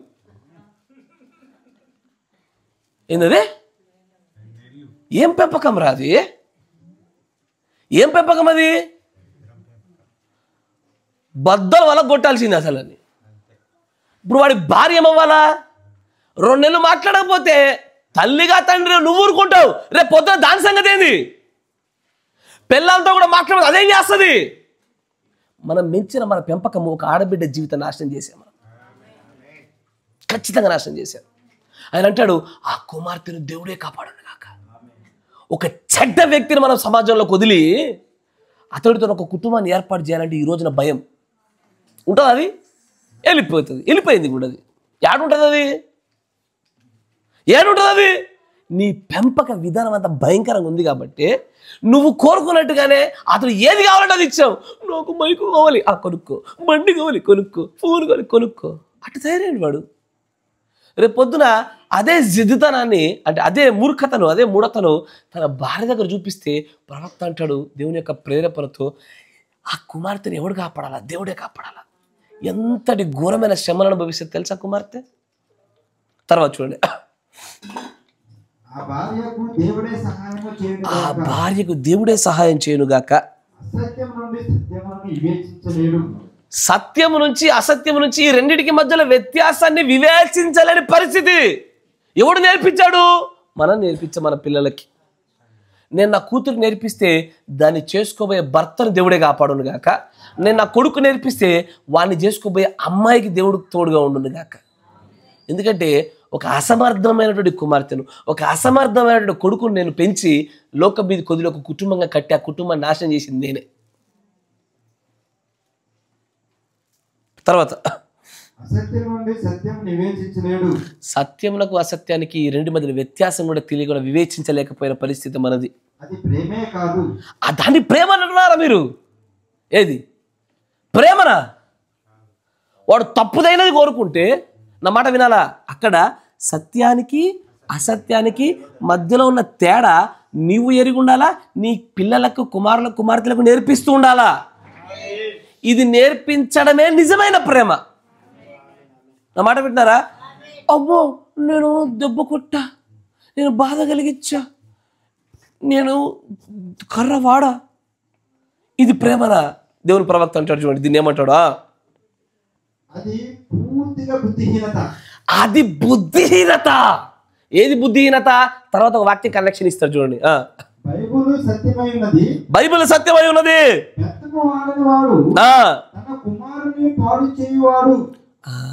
అయ్యా. సామెతల గ్రంథం 13:24 త్వరగా వేగవంతంగా. బెత్తము వాడని వాడు తన కుమారునికి విరోధి. కుమారుణ్ణి ప్రేమించు ప్రతి ఒక్కడు శిక్షిస్తాడు కదా. ఆమేన్. ఏది ఇప్పుడు చూడండి, ఇక్కడ ఏమైతే చెప్పనా? అయ్యా నా మాట జాగ్రత్తగా వినాలా? ఒక మాట వినండి, నన్ను చూడాలి అందరూ. తర్వాత బైబిల్ మీరు చూసిన వాక్యమే కదా ఎల్లప్పుడు కూడా. అక్కడ దేవుడు అంటాడు, బెత్తం వాడు నీ పిల్లడు పాడుగాకుండా, నీ పాప పాడుగాకుండా అని దేవుడు చెప్పాడు. నువ్వేమో నాకు వాళ్ళకు బాధ కలుగుతుంది, మేము ఎప్పుడు మిమ్మల్ని అట్లా పెంచలేదుగా అని అనేకుల మాటలు నాకు వినబడుతుంది. ఇప్పుడు మీరు చెప్పండి, నేను మీ మాట వినాలా, నా దేవుడు మాట వినాలా? ఎవడు మాట వినాలా? మీరెవరు మాట వింటారు? దేవుడు మాట వింటామంటాము కానీ ఒక్కడు కూడా బెత్తాన్ని పట్టాడు. దేనికి? ఆ బెత్తం పట్టేటప్పుడు కూడా ఏది కొడుకును నాలకేసి భూమికేసి కొట్టి చంపేస్తాడు, ఆ ప్రయత్నంతో చేసేది కాదు అది. నా మాట వింటున్నారా? బిల్లీ పాల్ గారు బ్రనం గారికి బిల్లీ పాల్ గారికి మధ్యలో జరిగిన సంభాషణలో ఒక అద్భుతమైన సాక్ష్యం చెప్తాడు ఆయన. నా మాట జాగ్రత్త వినాలి, ఇప్పుడు చూపిస్తాను చూడండి, నేను చదువుతాను, అది మీకు దొరకదు. ఆయన అంటాడు, డాడీ సైడ్. అప్పుడు డాడీ అంటే బిల్లీ పాల్ గారు, బిల్లీ పాల్ ఆయన చెప్తున్నాడు ఏమని, బ్రనం గారు ఇలా చెప్పాడు ఏమని, I want to tell you something Paul, you have got to correct the child but you done it wrong. ఆ బిల్లి పాలు తన పిల్లల్ని సరిచేసే క్రమంలో కోపంతో ఎడమడ 4 పీకేశాడు. పీకినప్పుడు బ్రనం గారు అన్నారట ఏమని, పాల్ నీకు విషయం చెప్పనా, నువ్వు సరిగ్గానే చేసే ప్రయత్నం చేసావు, కానీ తప్పు మార్గంలో చేసావు. బెత్తం పట్టమని నువ్వే చెప్పావుగా, నేను బెత్తమే పట్టా, తప్పేముందంట్లో. అప్పుడు అంటాడు, ఐ సేడ్, నేను అన్నాను, what do you mean daddy? బిల్లిపాల్ అన్నాడట, ఏంటి డాడీ నువ్వు చెప్పే నాకు అర్థం కాలేదు, తప్పు చేసావు అందుకే కొట్టాగా. అప్పుడు అంటాడు, I said I sure was, తర్వాత దాని పైన he said when you struck the child you was mad. నీవు నీ కుమారుని నీ కుమార్తెను నువ్వు దండించేప్పుడు, బెత్తం వాడేటప్పుడు నువ్వు కోపంగా ఉండి వాడావుగా. ఏంటది? కోపంగా ఉండి బెత్తాన్ని వాడావు. అప్పుడు తర్వాత అంటాడు, I said I sure was, నేను అన్నాను, బిల్లిపాల్గా తను అంటున్నాడు, నేను అన్నాను, అవును నేను కోపంగా ఉండి బెత్తాన్ని వాడా. he said that's wrong, అది తప్పు. he said you do it in love. నువ్వు బెత్తం పట్టేది కూడా ప్రేమలోనే బెత్తం పట్టాలా. నా మాట వింటున్నారా? కోపం వచ్చినప్పుడు కర్ర తీసుకొని ఆయన పట్టుకొని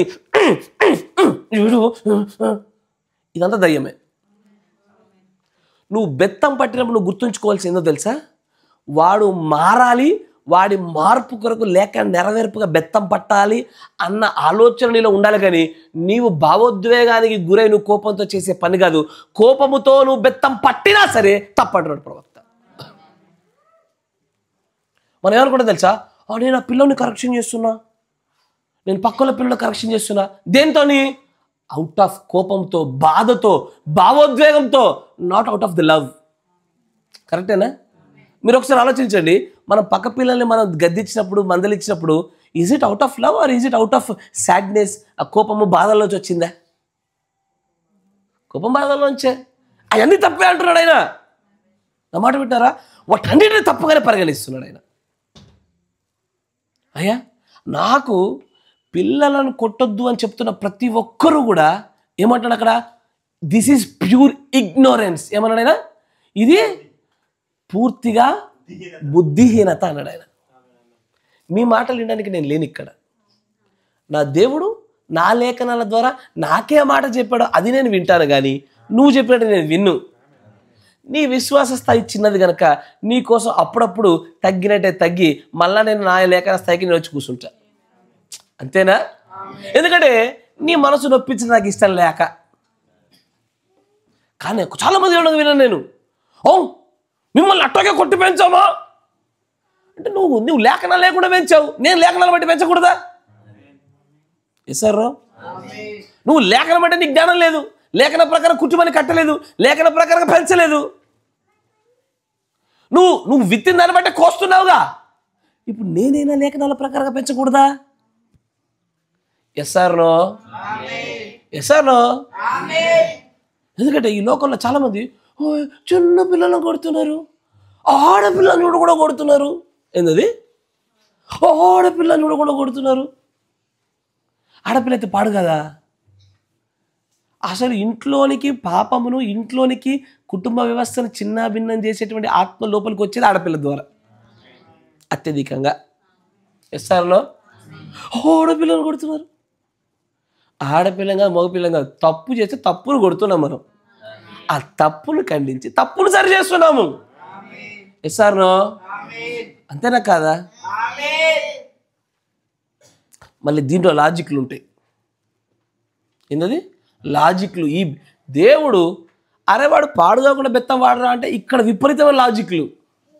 ఏంటది? అమ్మో తల్లి లేని పిల్లోడు కుట్టకు. ఏంటది?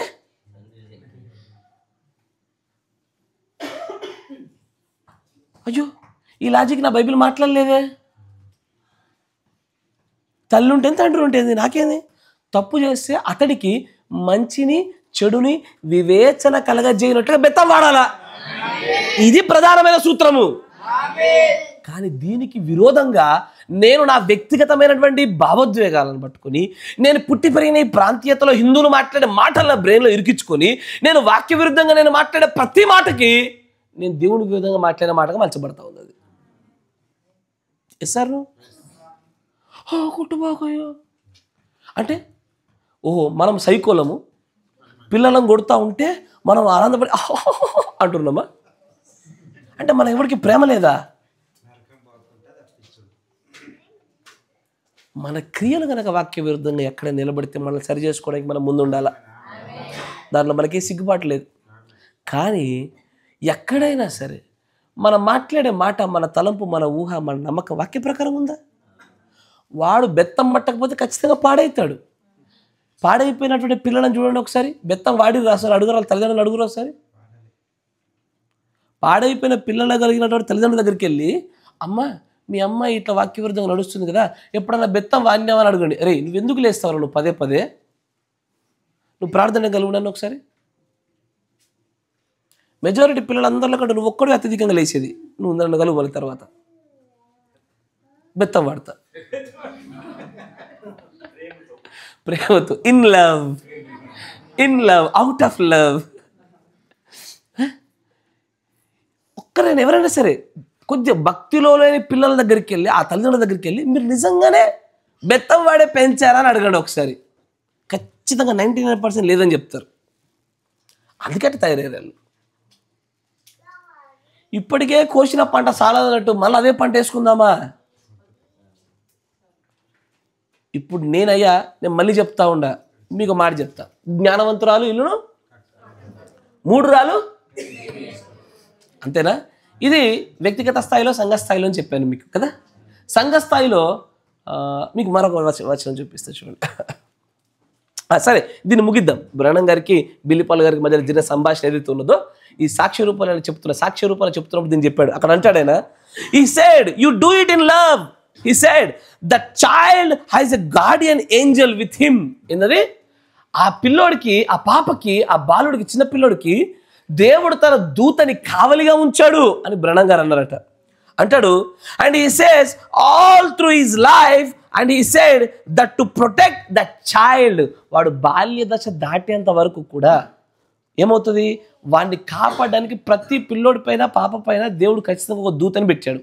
అది వారిని కాపాడడానికి నియమించాడు. అయితే అంటాడు, and when you struck the child in anger, నువ్వు ఎప్పుడైతే ఆ పిల్లోని నీ వ్యక్తిగత భావోద్వేగాలతో, కోపంతో కొట్టావో, నువ్వేం చేసావు తెలుసా? You struck that Guardian Angel also. నువ్వు ఆ దేవదూతను కూడా కొట్టినట్టే అట. ఏంది? ఎక్కడికి లింక్ ఇచ్చిండు ఆయన? నువ్వు పిల్లోని కొడితే కోపంతో కదా కొట్టాల్సింది, వాడిని మార్చడం కోసం, వివేచనతో, మంచి చెడు నేర్పించడం కోసం కొట్టాలా, అంతే. ఒరే ఇది తప్పురా, ఇది సరి అయినదిరా, అంతేగాని కోపంతో కొట్టేది కాదు. అనేక మార్లు మనం దొర్లి కోపంతో వేసామా అంటే మీరు మంచివారు ఏలే, కోపంతో కాదు కొట్టాల్సింది, ప్రేమలో వారిని సరి చేయాలనే. నాన్న ఇది తప్పు, ఇది మంచిది, ఇది చెడు అని నేర్పించిన కొరకే బెత్తం వాడాలి, కానీ కోపంతోనో ఉగ్రతతోనో కొట్టేది కాదు. కోపంతో కొట్టడానికి ప్రయత్నం చేసిన ప్రతిసారి అబ్బా అమ్మలారా అయ్యలారా, మీరు ఒకసారి మీ పరిస్థితి ఒకసారి వెనక రివైండ్ చేసుకుని చూడండి, టేపుని తిప్పి చూడండి ఒకసారి. తిప్పి చూస్తే కర్రతో ప్రారంభమైంది రాయి దాకా వచ్చిందా, చెప్పుల దాకా వచ్చిందా, చేతికి ఏది దొరికితే లేచిందా? మీరు మంచివారు, మాట్లాడరే, కోపంతో కాదు చేయాల్సింది. ఆ సమయంలో వాడి మెడన్నర ఇరుగుతాయా లేవా అని చూడడం ఉండదు. మెడల మీద, చంపల మీద, ఏడబడితే ఆడ పటో పటో పటో కొట్టుడు. ఆ కొట్టుడు చూస్తే ఏమనిపిస్తుంది మనకి? అట్టే కనిపిస్తుంది. చూస్తే వాళ్ళందరికీ అమ్మాయిలు దేవుని పిల్లలని ఇంత భయంకరంగా వీళ్ళు అనుకుంటారు వాళ్ళు. ఎసార్నా?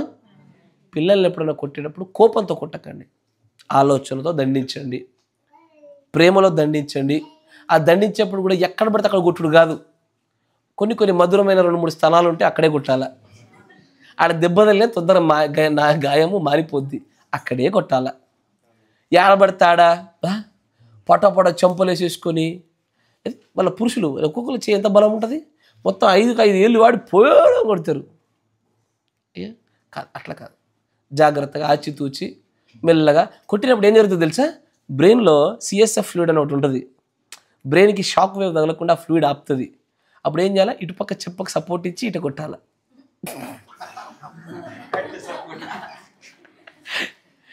ఆరోగ్యకరంగా కొట్టాల, ప్రేమలో కొట్టాల, మరి సరిదిద్దాలి, అంతే. నా మాట వింటున్నారా? ఇవి ఇన్స్ట్రక్షన్స్ నేను చెప్పడం లేదు, కానీ దేవుడు తన ప్రవక్త ద్వారా చెప్పిన మాట, ప్రేమలో దండించండి. మీరు బెత్తం వాడొద్దు అని చెప్తున్న ప్రతి ఒక్కరు వాక్య విరుద్ధమే. మీరు ఖచ్చితంగా ఏమన్నాడయ్యా? మళ్ళీ మర్చిపోతుంది తెలుగులో, ఏం పదం అది?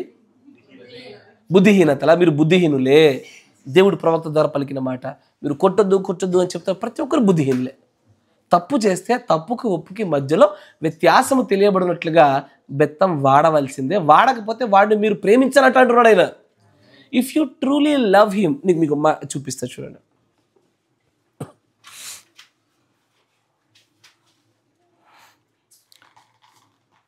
(63-0714M) 63-0714M.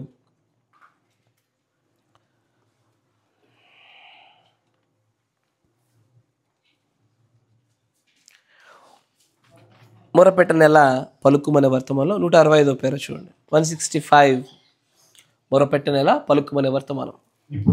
ఇప్పుడు ఒక్క నిమిషం ఆలోచించండి అమ్మా.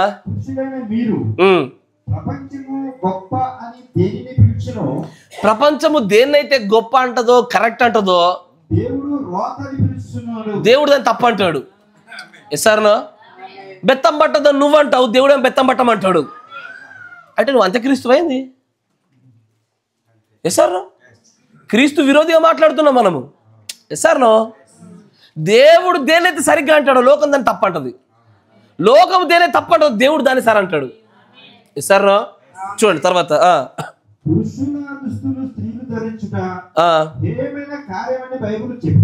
చెప్పటలేదా? చూసారా?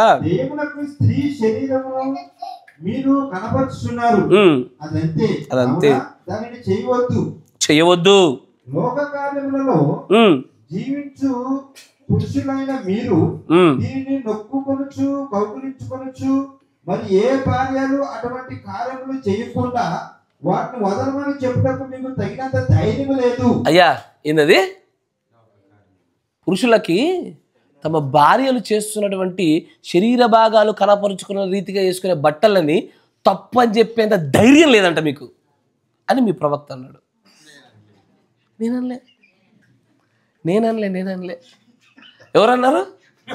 తగినంత ధైర్యం లేదట. దేనికి? శరీర భాగాలు కనబడకుండా వస్త్రాలు వేసుకోమ్మా, దీన్ని రోతగా ఫిల్తీ అంటున్నాడు దేవుడు అని చెప్పగలిగేంత ధైర్యం లేదు పురుషులకి అని మీ ప్రవక్త అన్నాడు. తర్వాత ఏదది? మిమ్మల్ని గూర్చి ఏది ఎర్రబారుచున్నటువంటి, అయ్యో అంతేనా? ఒక వర్తమానం ఉంటుంది, ఎర్రబారిన ప్రవక్త అని ఉంటుంది. అంటే ఏంటిదంటే ఆ పరిస్థితులను చూసి ప్రవక్తకి సిగ్గు కలుగుతుంది అంటున్నాడు. చూసారా?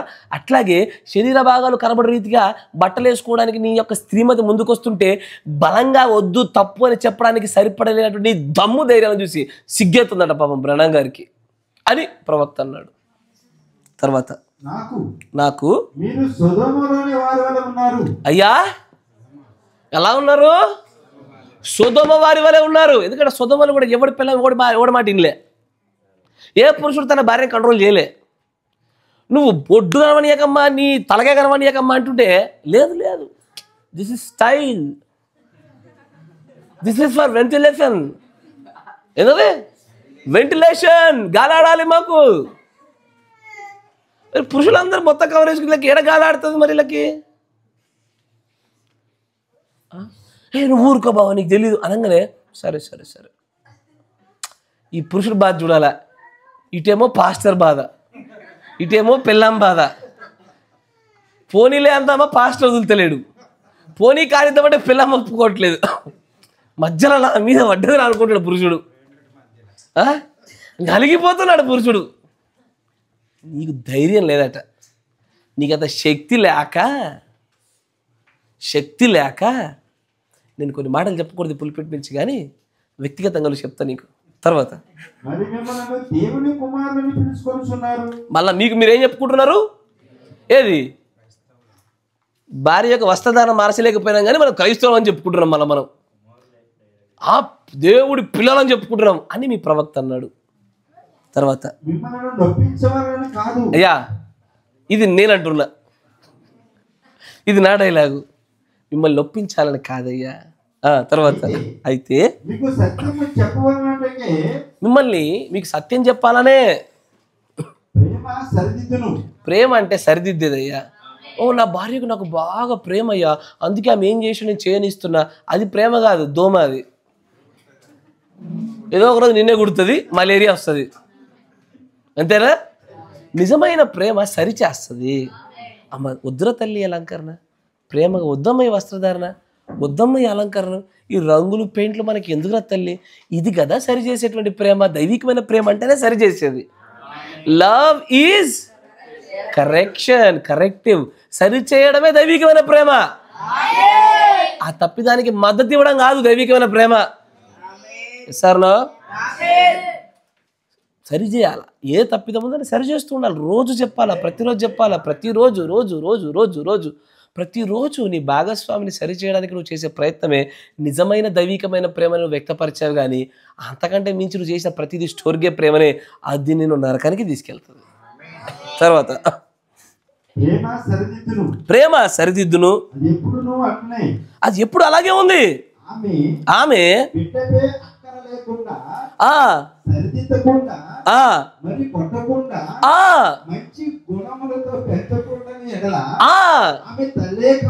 తల్లి, నువ్వు తల్లివి కాదంటున్నాడు ఆయన, మీ ప్రవక్త. ఏంటది? మంచి గుణ లక్షణాలు రావడం కొరకు నీ పిల్లల పైన నువ్వు బెత్తాన్ని వాడకపోతే, నువ్వు వాళ్ళని సరిచేయకపోతే నువ్వు తల్లివే కాదంటున్నాడు ఆయన. నేనెట్లా చెప్పగలుగుతాను తల్లివని? బహుశా నువ్వు బయోలాజికల్ తల్లివి అయి ఉండొచ్చేమో, అంటే శరీర సంబంధంగా తల్లివి అయి ఉండొచ్చేమో. దేవుని దృష్టిలో నువ్వు తల్లివి కావు. నువ్వు కేవలము వ్యాపారం చేస్తున్నావు. ఏం వ్యాపారం అది? ఇప్పుడు వీళ్ళని పెంచితే రేపు పొద్దున్న నన్ను సాకుతారు, వీళ్ళు ఉద్యోగం వస్తే నన్ను సాకుతారు. ఇది వ్యాపారమే కానీ ప్రేమ కాదు, సరి చేయడం కాదు ఇది.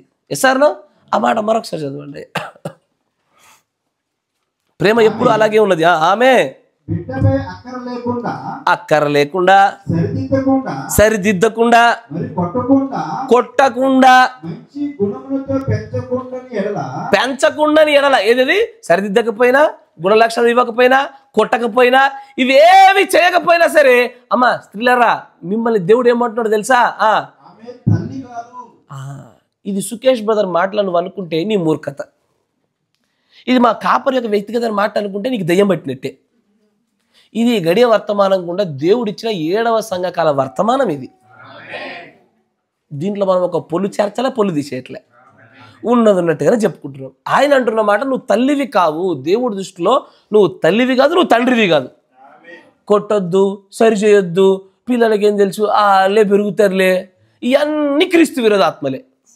ఇది తల్లి కాదు, తండ్రి కాదు. అది ఎస్ఆర్ మీ పిల్లలు ఈ చర్చి ప్రాంగణంలో చక్కగా ప్రవర్తిస్తున్నారా? మీ ఇంట్లో ఎందుకో చెప్పనా? కొట్టొద్దు, తిట్టొద్దు. మరి నేను కొడుతున్నా అక్కడికి వస్తలేరు వాళ్ళు. ఎందుకు వస్తున్నారు? వాళ్ళకి కేవలం మనం కొట్టడము, దండించడం అనేది మంచి చెడులకు వ్యత్యాసాన్ని చూపించడానికే కానీ వాళ్ళు నాశనం అవ్వాలనో వాడు పాడవ్వాలనో మనం చెయ్యం కదయ్యా. అమ్మా అంతేనా కదా?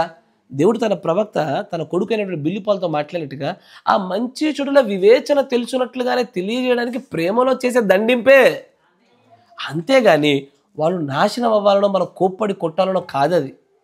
పిల్లలపైన ఎవరైనా చేతులు లేపుతున్నప్పుడు మీరు జాగ్రత్త, మిమ్మల్ని మీరు పరిశీలించుకోండి. నేను కోపంగా చేస్తున్నానా, ప్రేమలో చేస్తున్నానా? ఇప్పుడు ఈ మాట చెప్పాను, రేపంచి గుద్ది గుద్ది గుద్ది ఎందుకు కొడుతున్నావు అమ్మ అంటే అది ప్రేమ కాదు. నువ్వు ప్రేమ అనే పదాన్ని అడ్డం పెట్టుకుని మన నీ అక్కసు చూపిస్తున్నావు, అంతేనా? అంటే ఏదైనా కష్టమే కదా క్రైస్తవులతో. It should come out of love కదా, ప్రేమలో నుంచే రావాలి, ప్రేమతోనే సరి చేయబడాలి. ఆమేన్ అని అంటాడు. అలాంటి స్త్రీ అసలు తల్లే కాదయ్యా అంటాడు ఆయన. తర్వాత అయిపోయిందా? అసలు అలాంటి స్త్రీ తల్లే కాదు, తండ్రే కాదు. కానీ సమస్యలు ఏదో చెప్పనయ్యా, మన పిల్లలు ఇట్లా తయారవడానికి ఒకటి పెంపకం మాత్రమే కారణం కాదు, వ్యక్తిగతమైనటువంటి ప్రవర్తన స్వభావాలు కారణం. అత్యధికంగా నా మాట జాగ్రత్తగా వినాలా. వ్యక్తిగతమైనటువంటి ప్రవర్తన, స్వభావాలు కారణం. మూగేశం వేసేటువంటి తండ్రి దగ్గర మూగేశం వేసే కొడుకు ఉత్పత్తి అవుతాడు. కరెక్టేనా? Sir no? ఓపిక లేని తండ్రి దగ్గర ఓపిక లేని కొడుకు ఉత్పత్తి అవుతాడు. కరెక్టేనా? అలంకరణ పిచ్చున్న అమ్మ దగ్గర అలంకరణ పిచ్చున్న కూతురే ఉత్పత్తి అవుతుంది. అంతేనా? ఎస్ఆర్ నో అని చెప్పాలా? అంతేనా కదా? అలాంటి ఏదైతే ఉన్నదో అదే ఉత్పత్తి అవుతుందా తెలియదా?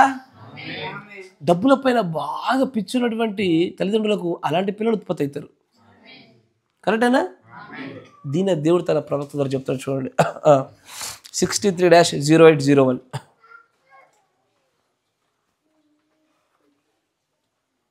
63-0801 26వ పేర. అవి ఆసక్తిగానే ఉన్నారా? చెప్పే కదా అంత బోధ ఉపద్గత రూపంలో ముందుకెళ్తాం. చూడండి ఇంకేమంటున్నాడు దేవుడి యొక్క ప్రవక్త. 63-0801 26వ పేర చూడండి.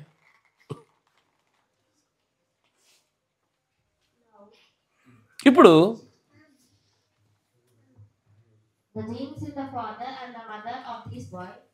ఈ అబ్బాయి యొక్క మంచిగా వినాలా బాగుంటుంది.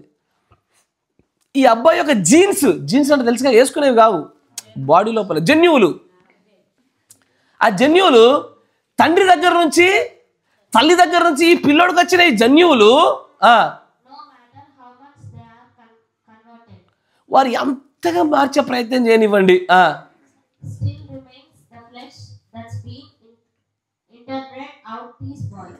ఎంత ప్రయత్నం చేయండి, ఆ పిల్లోడిలో ఆ తల్లిలో నుంచి ఆ తండ్రిలో నుంచి వచ్చిన జీన్స్ అట్లాగే ఉంటాయి. అవి కరెక్టేనా? ఎస్ఆర్లో నేను మీ పిల్లలందరూ కూడా గద్దిచ్చే విషయంలో అప్పుడప్పుడు బెత్తం వాడుతుంటే మా వాడు కూడా కొట్టడం అలవాటైంది. ఎస్ఆర్లో ఎందుకంటే వాడు చూసి అది నేర్చుకుంటున్నాడు. అంతేనా కదా? ఇప్పుడు జేసన్ గారు చూడండి, వాడు అంటాడు. ఎందుకు అంటున్నాడు? అది డాడీలోంచి వచ్చింది అది. అంతేనా కదా? ఎస్ఆర్ మేరమ్మ అలుగుతుంది చూడు, ఎక్కడికెళ్ళి వచ్చింది అది? ఎక్కడి నుంచి? నేను అనలే, మీరు అన్నారు.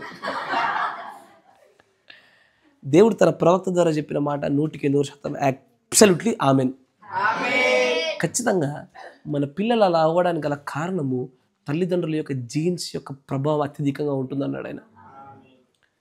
ఏడిసే తల్లికి ఏడిసే పిల్లలే ఉంటారు ఎక్కువగా. ఎస్ఆర్నో? అంతేనా కదా? చపల చిత్తమైన తల్లికి చపల చిత్తమైనటువంటి కూతుళ్ళే, చపల చిత్త తండ్రికి చపల చిత్త కొడుకులే. ఎస్ఆర్నో? ఏ తండ్రికి అయితే బట్టల మీద బాగా సోకుంటుందో కొడుకు కూడా అదే ఉంటుంది కదా? అరే నేను బ్రహ్మం గారు చెప్పిందే చెప్తున్నాను నేను మీకు. ఎస్ఆర్నో? యజబేల్కి ఒక కూతురుండే, ఆ పేరేం పేరు? అతల్య. తల్లికి ఎట్లాగా మేకప్ పిచ్చో పిల్లకి అదే పిచ్చొచ్చే. ఎస్ఆర్నో? ఆ జీన్స్ ఎట్లుంటాయి అవి? ఈ జీన్స్ని బద్దలు కొట్టగలిగేది వాక్యం ఒకటే. వాక్యం చేత మనకు పారంపర్యాచారంగా వస్తున్న మన తల్లిదండ్రుల యొక్క పోకడను, మన లోక పోకడను బద్దలు కొట్టి అక్కడిక్కడ కాపి వాక్యం అనే జన్యులతో నింపబడ్డప్పుడు ఇక నుంచి మనని మొదలుకొనైనా సరే మన పిల్లలలో అలవాట్లన్నీ పోయి వాక్యానుసారమైనటువంటి అలవాట్లు బయటకు వస్తాయి. కానీ దానికి బదులు మనం ఏం చేస్తాము? వాక్యమే, జన్యులే, దేని దానికి ఉంచుతాం మనం. కరెక్టేనా? ఎస్ఆర్నో? అందుకే బక్కగుండే తండ్రికి బక్కగుండే కొడుకులు ఉంటారు. ఎస్ఆర్నో? బాగా తినే తండ్రికి బాగా తినే కొడుకులే ఉంటారు. ఎస్ఆర్నో? ఎందుకు కొన్ని నవ్వులు వచ్చినాయి. God bless you. ఈ జన్యువులు ఎప్పుడు బ్రేక్ చేస్తామయ్యా అంటే నీవు నీ మానవ సంబంధమైన జన్యువులను దాటి వాక్య జన్యువులను చేర్చుకున్నప్పుడే ఈ సైకిల్కి నువ్వు బ్రేక్ వేయగలుగుతావు. బ్రేక్ వేసి ఒక ఉన్నతమైనటువంటి ఒక తరాన్ని మనం తయారు చేయగలుగుతాం. కరెక్టేనా అయ్యా? ఉన్నతమైన ఒక తరాన్ని తయారు చేయాలంటే ముందుకు చదవమ్మా.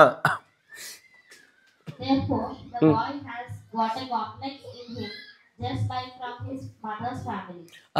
వారి తల్లిగారి కుటుంబంలో ఉండేటువంటి ఒక ఆలోచన విధానాన్ని ఇక్కడ ఆ బాలుడు పొందుకున్నాడు అంటున్నాడు. నా మాట వింటున్నారా?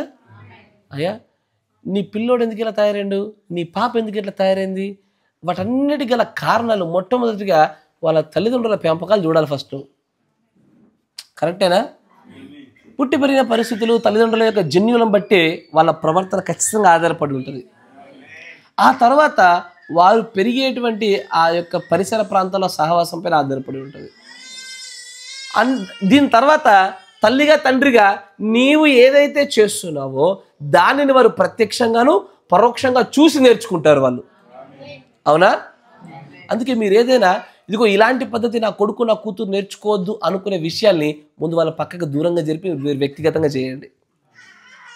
మీరు కోప్పడేదైనా సరే, మీరు ఏదైనా వాగ్వాదం పెట్టుకునే సరే, ఒక వివాదం పెట్టుకునే సరే, ఒక చర్చ అయినా సరే, నీ కుమారుడు కుమార్తెకి వినబడకుండా మీరు వ్యక్తిగతంగా చేసుకోండి.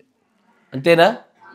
పిల్లోడు ముందే గొడవపడ్డటువంటి తల్లిదండ్రులు ఉన్న చోట ఆడు కూడా రేపు పొద్దున పెళ్ళాక అదే చేస్తాడు. ఖచ్చితంగా అట్లా తయారవుతాడు. సార్ దేవుడు ఈ యొక్క వర్తమానం కూడా చెప్తాడు, దాన్నే మనం ఉత్పత్తి చేస్తాము. కానీ ఒక బలమైన తరం తయారు చేయాలంటే అయ్యా ఇద్దరు వ్యక్తులు కావాలి. ఏంటది? చూడండి, వర్తమానం చెప్తాను చూడండి. 56-0610 56-0610 పర్ఫెక్షన్, పరిపూర్ణత లేదా సంపూర్ణత అనే వర్తమానంలో 175వ పేర.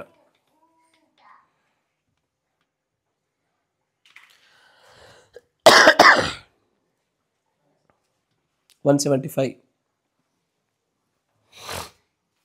56-0610 175 పేర, 175వ పేర. Now, Ora May, I know you come to be prayed for, sis. ఓ సిస్టర్, నువ్వు ఇక్కడ ప్రార్థన చేయించుకోవడానికి వచ్చావో నాకు తెలుసు. This poor little girl, how she sit here on the row. ఈ యొక్క వరుసలో ఈ యొక్క పేద సహోదరి, ఈ చిన్న సహోదరి ఎలా కూర్చుందో చూడండి. As a little bit thing there, little Shirley sitting here weeping, just come in from Arizona. I think of them little kids. తెలుగులో ఉందా మరి? ఇంకొంచెం ముందుకు, ఇంకొంచెం కిందికి వస్తే అక్కడ ఒక మాట అంటాడు, it takes two to rise a family. ఒక కుటుంబాన్ని నడిపించాలంటే, నిర్మాణం చేయాలంటే ఇద్దరు కావాలి. ఒక్కరితో నిర్మాణాలు జరగవు. నా మాట వింటున్నారా? ఒక్కరితో నిర్మాణాలు ఎప్పుడు కూడా ఒంటెద్దు బండి ప్రయాణాలే. అంతేనా కదా? It takes two to raise the family. కుటుంబాన్ని మనం పోషించాలంటే ఇద్దరు అవసరం. అంతేనా? ఆత్మీయంగా చూద్దాం. ఆత్మీయంగా చూస్తే జ్ఞానవంతురాలు తన ఇల్లును కట్టును. సంఘం అనేటువంటి జ్ఞానవంతురాల గురించి మాట్లాడుకుందాం. సంఘం అనేటువంటి జ్ఞానవంతురాలు తన కుమారుల చేత తన కుటుంబాన్ని చక్కగా కట్టుకోవాలంటే తనకు ఉండేటువంటి ఆత్మీయమైన భర్త ఎవరు? కాపరే. ఆమేన్.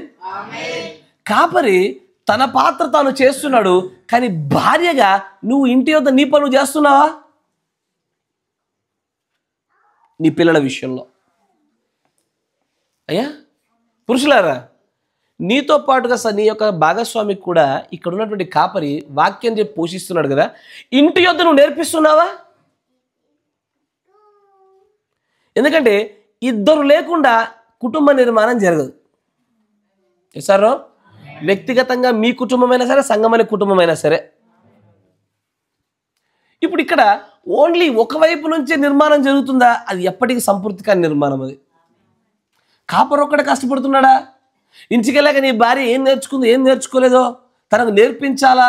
లేదా నీ మానలు నువ్వు పడుకుంటున్నావా? నీ కుటుంబము, నీ వ్యక్తిగత నిర్మాణం ఎప్పటికీ అసంపూర్ణమే. ఎందుకంటే నేను గమనిస్తుంది ఏంటంటే, మీ పిల్లల్ని ఈ చర్చి ప్రాంగంలో చక్కగా ఉంటున్నారు, ఇంటి దగ్గర చక్కగా ఉండట్లేదంటే ఇన్ని వాక్యాలు చెప్తున్నాం, మరి ఇంటికి వెళ్ళాక ఏం చేస్తూ ఉన్నాం మనము అంటే వాటిని మనం ఆచారంలో పెట్టడం లేదనే కదా అర్థము. ఇంటి యొద్ద ఇదే విషయాల్ని, ఇదే ధోరణిని మీరు ఇంటి దగ్గర ఆచరణలో పెట్టి చూస్తే కనుక అక్కడ కూడా అదే ఫలితాలు రావాలి కదా. అక్కడ ఎందుకు ఆ ఫలితాలు వస్తలేవు అంటే ఇక్కడ కారణాలు ఉంటాయి. భర్త సరి చేస్తుంటే భార్య అడ్డు వస్తుంది, భార్య సరి చేస్తుంటే భర్త అడ్డు వస్తాడు. కరెక్టేనా? ఇంకొంత గట్టిగా సరి చేస్తుంటే అమ్మమ్మ నానమ్మలు వస్తారు. అవునా? ఈ గ్రాండ్ ఫాదర్ గ్రాండ్ పేరెంట్స్ ఊకో నీకేం తెలియదు గట్ల కొడతారా అంటారు. ఈ ప్రాంగణంలో చక్కగా నడిచిన మీ పిల్లలు మీ ఇంట్లో ఎందుకు నడుస్తలేరు?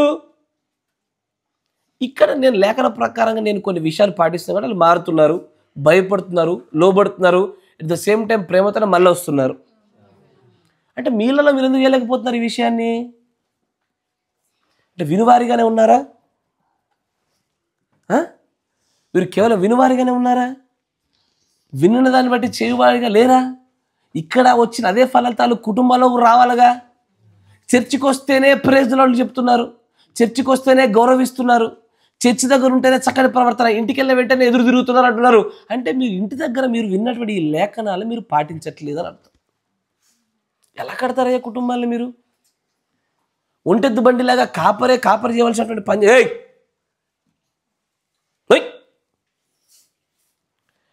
ఒంటెద్దు బండిలాగా కాపరి కట్టుకుంటూ పోవాలా? It takes two to raise the family. కుటుంబాన్ని నిర్మాణం చేయాలంటే ఇద్దరు అవసరము. ఆత్మ సంబంధమైన భర్త ఎలాగ అవసరం, ఆత్మ సంబంధమైన భార్య సహాయం కూడా అంతే అవసరం. ఒకవైపే జరుగుతుంది. ఒక దిక్కేమో నిర్మాణం చేస్తున్నటువంటి ఒక కాపరి ఉన్నప్పుడు 3 రాళ్ళలాగా ఇల్లు కూడా బెరుక్కుంటున్నాం మనం. పీకేసేది మనమే.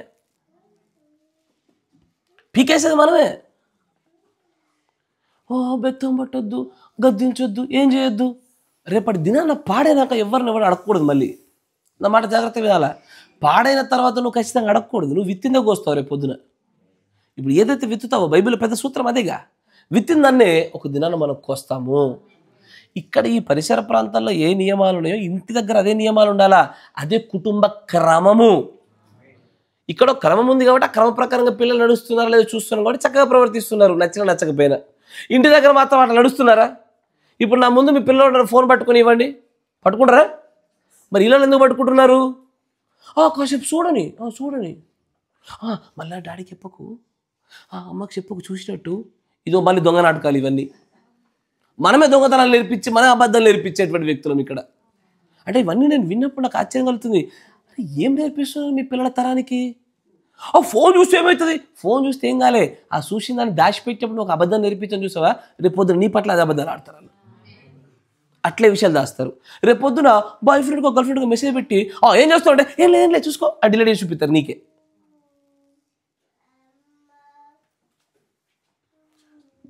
దేనికైతే పాలు పోస్తావో అదే రేపు పొద్దున నీకు మళ్ళీ నీకు కాటేస్తుంది. జాగ్రత్త. వాక్య పరిధిలో కుటుంబాన్ని కట్టుకోవడమే సరైనటువంటి కుటుంబ క్రమము. అలాగే కట్టుకోవాలిగా. అందుకే ఒక చోట మరొక వార్త, టైం లేదు ఒకటి చెప్తున్నా, ఒక చోట అంటాడు దేవుని యొక్క ప్రవక్త, it takes grace to stay family together అంటాడు ఆయన. కృపే కుటుంబాలను చక్కగా ఒక చోట కట్టేది అన్నాడు ఆయన. మీ కుటుంబంలో ఏ సమస్య లేదా? మీ కుటుంబంలో భార్య భర్తల మధ్యలో పిల్లల మళ్ళీ ఇబ్బందులు లేవా? మీ కుటుంబం పట్ల దేవుడు కృప చూపాడు కాబట్టి లేదు. మరి మా కుటుంబంలో సమస్యలు ఉన్నాయా, ఇరుకులు ఇబ్బందులు ఉన్నాయా? నీ కుటుంబం పైన కృప ఎప్పుడు కుమ్మరించబల్లా. నిన్ను నువ్వు ఎంతగా క్షమించుకుంటున్నావో, నీ తప్పిదాలను క్షమించమని ప్రభు దగ్గర ఎన్ని వేల మార్లు అడిగావో, నీ భార్య పట్ల నీ పిల్లల పట్ల అన్నిసార్లు అడగలే. అంత ఓపిక నువ్వు ప్రదర్శించలా. అందుకే ఆ కుటుంబం కట్టబడతలేదు. నేను 1000 మార్లు తప్పు చేస్తా, ప్రభు క్షమించని అడుగుతా, కానీ భార్యను మాత్రం పిల్లల్ని మాత్రం క్షమించమంటే మనసు రాదు. మనం తప్పు చేస్తే మనల్ని మనం శిక్షించుకోము, కానీ కుటుంబంలో ఉన్న వాళ్ళందరూ శిక్షిస్తాం మనం. వేషధారులయ్యా. ఇవన్నీ కూడా కుటుంబాలు కట్టుకోకపోవడం అనేటువంటి సమస్యలే. దేవుని ప్రవక్త చెప్పిన మాట గుర్తుంచుకోండి. మీరు మొట్టమొదటిగా దేవుడి విషయంలో, తర్వాత కుటుంబ విషయంలో, ఆ తదుపరి మీ వ్యక్తిగత విషయంలోనే మీరు ఆబ్జెక్టివ్ అంటే లక్ష్యాలను కలిగి ఉండాలంటాడు ఆయన. కుటుంబాలను సరి చేయకుండా మీరు వ్యక్తిగత ఎంతకాలం బాగుంటారయ్యా? ఉంటేది బండి ఎంతకాలం లాగుతారు మీరు? మీ కుటుంబంలో నీ భార్య వస్త్రాన్ని సరి చేయలేకపోతున్నావు, నీ కుటుంబ పిల్లల పరిస్థితి సరి చేయలేకపోతున్నాను, ఓ ఆర్థిక పరిస్థితి సరి చేయలేకపోతున్నాను, పైపెచ్చి మనం మాట్లాడుతున్నాం బయటకు వచ్చే 10 మందిని గురించి. వేషధారులం కాదా? కాదు, ఇలా కాదు. ముందు మన జీవితంలో మనం కట్టుకుందాం, మన కుటుంబంలో మనం కట్టుకుందాం, మన కుటుంబానికి ఒక క్రమాన్ని పెడదామా? ఆ క్రమాన్ని పెట్టాలంటే అయ్యా అందరికీ ఒకే రకమైనటువంటి పరిస్థితులు లేవు. మీరు దేవుని వాక్య ప్రకారమైన క్రమం మీ కుటుంబంలో ఎలాగో కట్టబడాలో మీరు వ్యక్తిగతంగా అడగండి, లేదా ప్రార్థనలో దేవుని దగ్గర తెలుసుకోండి. అంతేగాని ఎలా పడితే అలా కడితే కూడా అది ఊడిపోతుంది. అది అర్థమవుతుందా? అన్ని కుండలకు ఒకే రాయి పనిచేయదుగా. జాగ్రత్తగా ఆచితూచి కట్టుకోవాలా. అయ్యా మీ కుటుంబాన్ని మీరు నిర్మాణం చేసుకోండి. కుటుంబ వ్యవస్థలు సరిగ్గా లేవు, ఒక 2 రోజులు బాగుంటే 3వ రోజు గొడవే, కరెక్టేనా? అట్లా ఉండొద్దు. అది కుటుంబాలు ఎలా ఉండాలా? పురుషుడికి స్త్రీ సాటి అయిన సహాయంగా ఉండాలా, పురుషుడు చేసే పనికి స్త్రీ ఎల్లవేళ మద్దతుగా నిలబడాలా, అంతేనా? వారి పిల్లలు వారి తల్లిదండ్రులు సన్మానించినట్లుగా మనం పెంచాలా. ఈరోజు నా పిల్లలను సన్మానించట్లేదంటే మన పెంపకం చక్కగా లేదు, మన పెంపకం ఫెయిల్ అయ్యాం మనం. అట్లా కాదు, అట్లా చేయకూడదు. అయ్యా మీ కుటుంబ వ్యవస్థను మీరు నిర్మాణం చేసుకోండి. కుటుంబ క్రమం లేకపోతే దేవుడు దాన్ని కుటుంబమే కాదంటున్నాడు. వాక్య ప్రకారంగా తల్లి నడకపోతే ఆయన తల్లే కాదంటున్నాడు. వాక్య ప్రకారంగా తండ్రి అయితే అసలు నువ్వు తండ్రివే కాదంటున్నాడు ఆయన. అలా కాదు, మనం ఎట్టి పరిస్థితుల్లో మన కుటుంబాల వాక్య ప్రకారంగా కడదాము.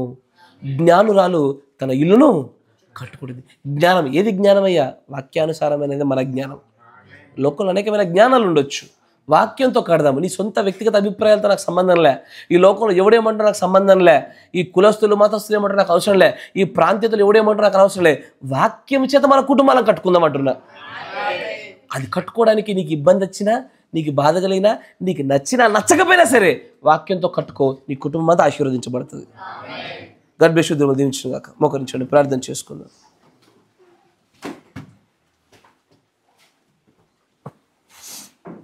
మన మధ్యలో ఉన్నటువంటి సహోదరులు రూబేన్ బ్రదర్ గారు ప్రార్థన చేస్తారు. చెప్పబడిన వాక్యం మనందరిలో కూడా కార్యం జరుగులాగున. స్తోత్రం స్తోత్రం స్తోత్రం.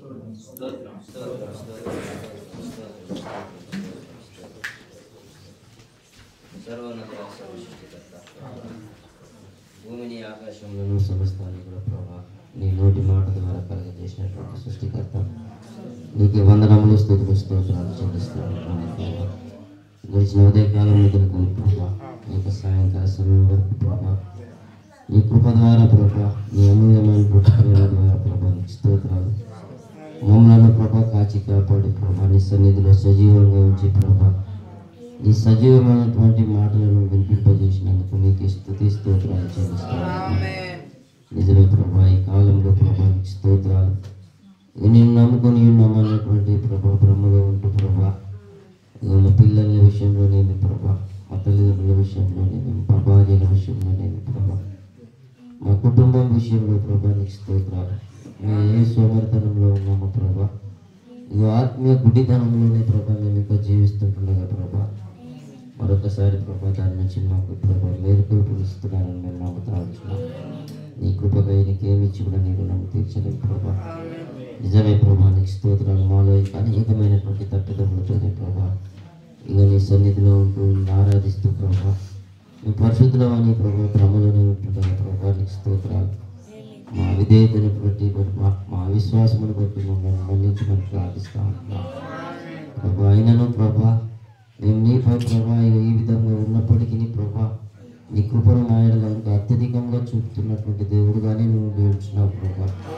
దేవానికి స్తోత్రాలు చెల్లిస్తా ఉంటున్నాం ప్రభా. ఇక నయాలు ప్రభా నీకు వందనం స్తోత్రాలు.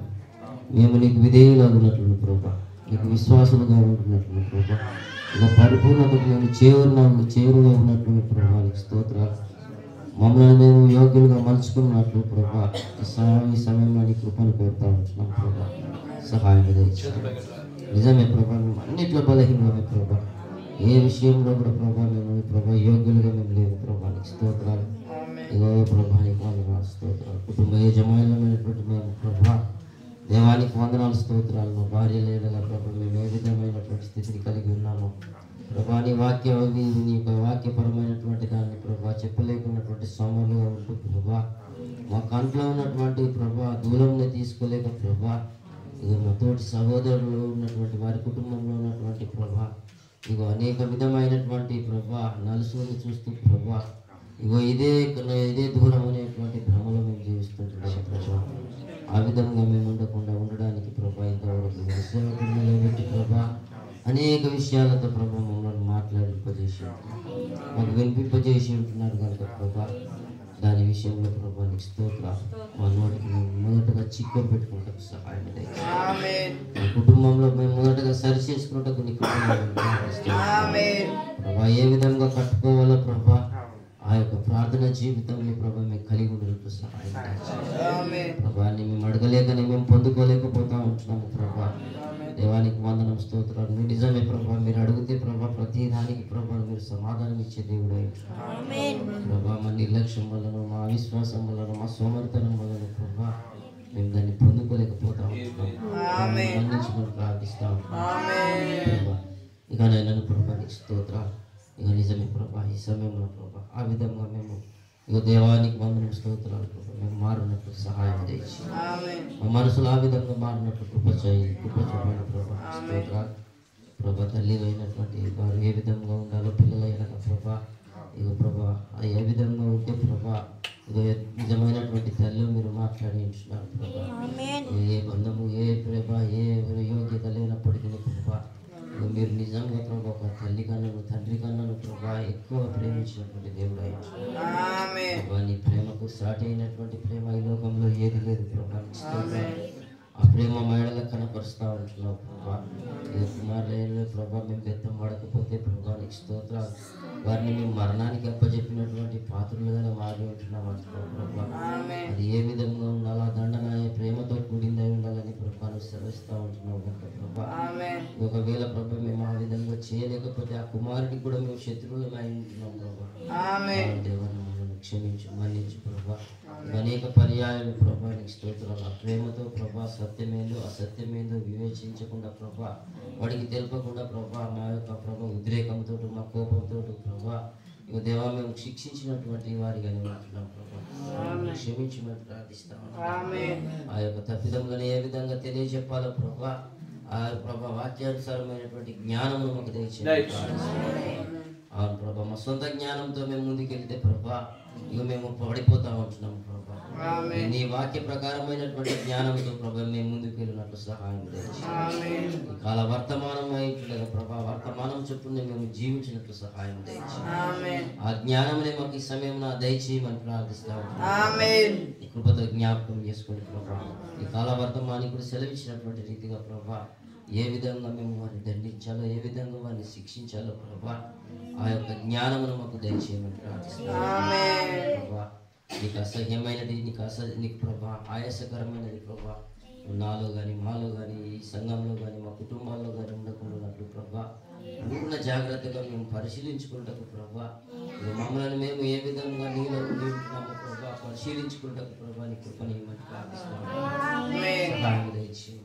మొదటగా మమ్మల్ని ప్రభా మేము ప్రభా ఏ విధంగా ఉన్నామో ప్రభా చూసుకున్నటకు ప్రభా ఇంతవరకు ప్రభా అనేకమైనటువంటి మమ్మల్ని గురించి ప్రవక్త ఏ విధంగా అయితే ప్రభా అనేక లేఖనాలు ప్రభా ఏ విధంగా సెలవిచ్చి మాట్లాడించున్నాడు ప్రభా. దేవానికి స్తోత్రాలు ప్రభా. ఇవాళ విన్నప్పుడు ప్రభా మాకు సిగ్గే కలుగుతూ ఉంటుంది ప్రభా. మమ్మల్ని మన్నించమని ప్రార్థిస్తాము. ఇకనైనా మా జీవితంలో వ్యక్తిగతంగా ప్రభానికి స్తోత్రాలు. అది వినటం మటుకే కాదు కానీ ప్రభా అది వ్యక్తిగతంగా క్రియారూపకంగా కూడా మేము అనుసరించి దాన్ని చేయనట్టు సహాయం బలహీనం కాకుండా ప్రభా విశ్వాసంలో మేము ఇంకా మమ్మల్ని వృద్ధిపరచమని ప్రార్థిస్తాం. ఓ ప్రభా యొక్క గొడవల విషయంలోనేమి ప్రభానికి స్తోత్రాలు. అవును ప్రభా నిజమే ప్రభా. ఒకసారి తిరిగి ఆలోచిస్తే ప్రభా అది ఏ వాటిది కాదు ప్రభానికి స్తోత్రాలు. అయినప్పటికీ దుష్టుడు ప్రభా అపవాది సాతానుడు ప్రభా మా పిల్లల్లోనేమి మా భార్యల్లోనేమి భర్తల్లోనేమి ప్రభా కుటుంబంలో వాడు ప్రవేశించి ప్రభా వాడు గందరగోళానికి ప్రభా మమ్మల్ని గురి చేస్తూ ఉంటున్నాడు దాన్ని జయించాలంటే ప్రభా నీ సహాయం మాకు అవసరమైంది ప్రభా. ప్రత్యక్షత కలిగినటువంటి ఆ వాక్య బయలుపాటు మాకు అవసరమైంది. శక్తి బలాన్ని ఇక్కడ ఉన్న మా అందరికీ దయచేయండి ప్రభా. మీ కృపతో జ్ఞాపకం చేసుకోండి ప్రభా.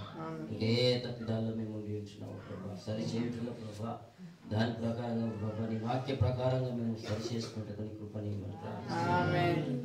భర్తలమైనటువంటి మేము ప్రభా మా భార్యల పట్ల మా పిల్లల పట్ల మా తల్లిదండ్రుల పట్ల ప్రభా మేము ఏ విధంగా ప్రభా ప్రశంసిస్తూ ఉంటున్నాము ప్రభా. ఒకసారి మమ్మల్ని మేము యోచించుకుంటాము ప్రభా. ఇంతవరకు మాతో మాట్లాడి ఉంటున్నాము ప్రభా. ఇక మా అవిధేయత గురించి క్షమించమని వారి పట్ల ప్రభా అనేక పర్యాయాలు ప్రభా కోపం తీసుకున్నటువంటి వారు కానీ మౌనంగా ఉన్నటువంటి వారు కానీ ప్రభా ఇదో కార్యం చేయలేక అలసత్వంగా ఉన్నటువంటి వారు కానీ ప్రభా అన్నింటిలో ప్రభా మేము బలహీనలే ప్రభా. అందరినీ ఈ సమయంలో క్షమించమని ప్రార్థిస్తాను. అందరి ఇళ్ళ ప్రభా కోపాన్ని ప్రదర్శించినటువంటి వారిని ప్రభావిస్తాను. నీ పరిపూర్ణమైనటువంటి ప్రేమ ద్వారా ప్రభా వాటిని జయించలేకుంటుండగా ప్రభా ఈ సమయంలో అలాంటి ప్రేమను మేము అందరం కలిగి ఉండే భాగ్యం మాకు దయచేయండి. ముఖ్యంగా చిన్న మందకు అలాంటి ధన్యతను భాగ్యం మరొకసారి మీరు అనుగ్రహించమని సహాయం దయచేయండి. ఇంతవరకు ప్రభా ఇక ఈ ప్రభా సేవకుని వినియోగపెట్టి అతన్ని మరుగు చేసి ప్రభా అనేకమైనటువంటి విషయాల్లో ప్రభా మేము ఎక్కడైతే బలహీనమై ఉంటున్నామో ప్రభా అవే సంగతులను మాకు ఎత్తి చూపి ఉంటున్నాము.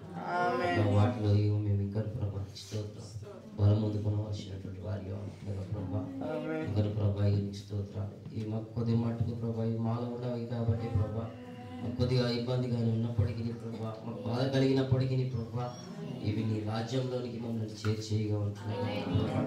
నీతో కలిసి నివసించడానికి ప్రభా ఇవి మార్గమై ఉంటుండగా ప్రభా ఈ దేవానికి స్తోత్రాలు. మా యొక్క ముఖంలో కానీ మా మనసులను కానీ మేము చిన్నపుచ్చుకోకుండా ప్రభా దాన్ని సరి చేసుకునేటువంటి ధన్యతను భాగ్యం ఇక్కడ మా అందరికీ దయచేయండి.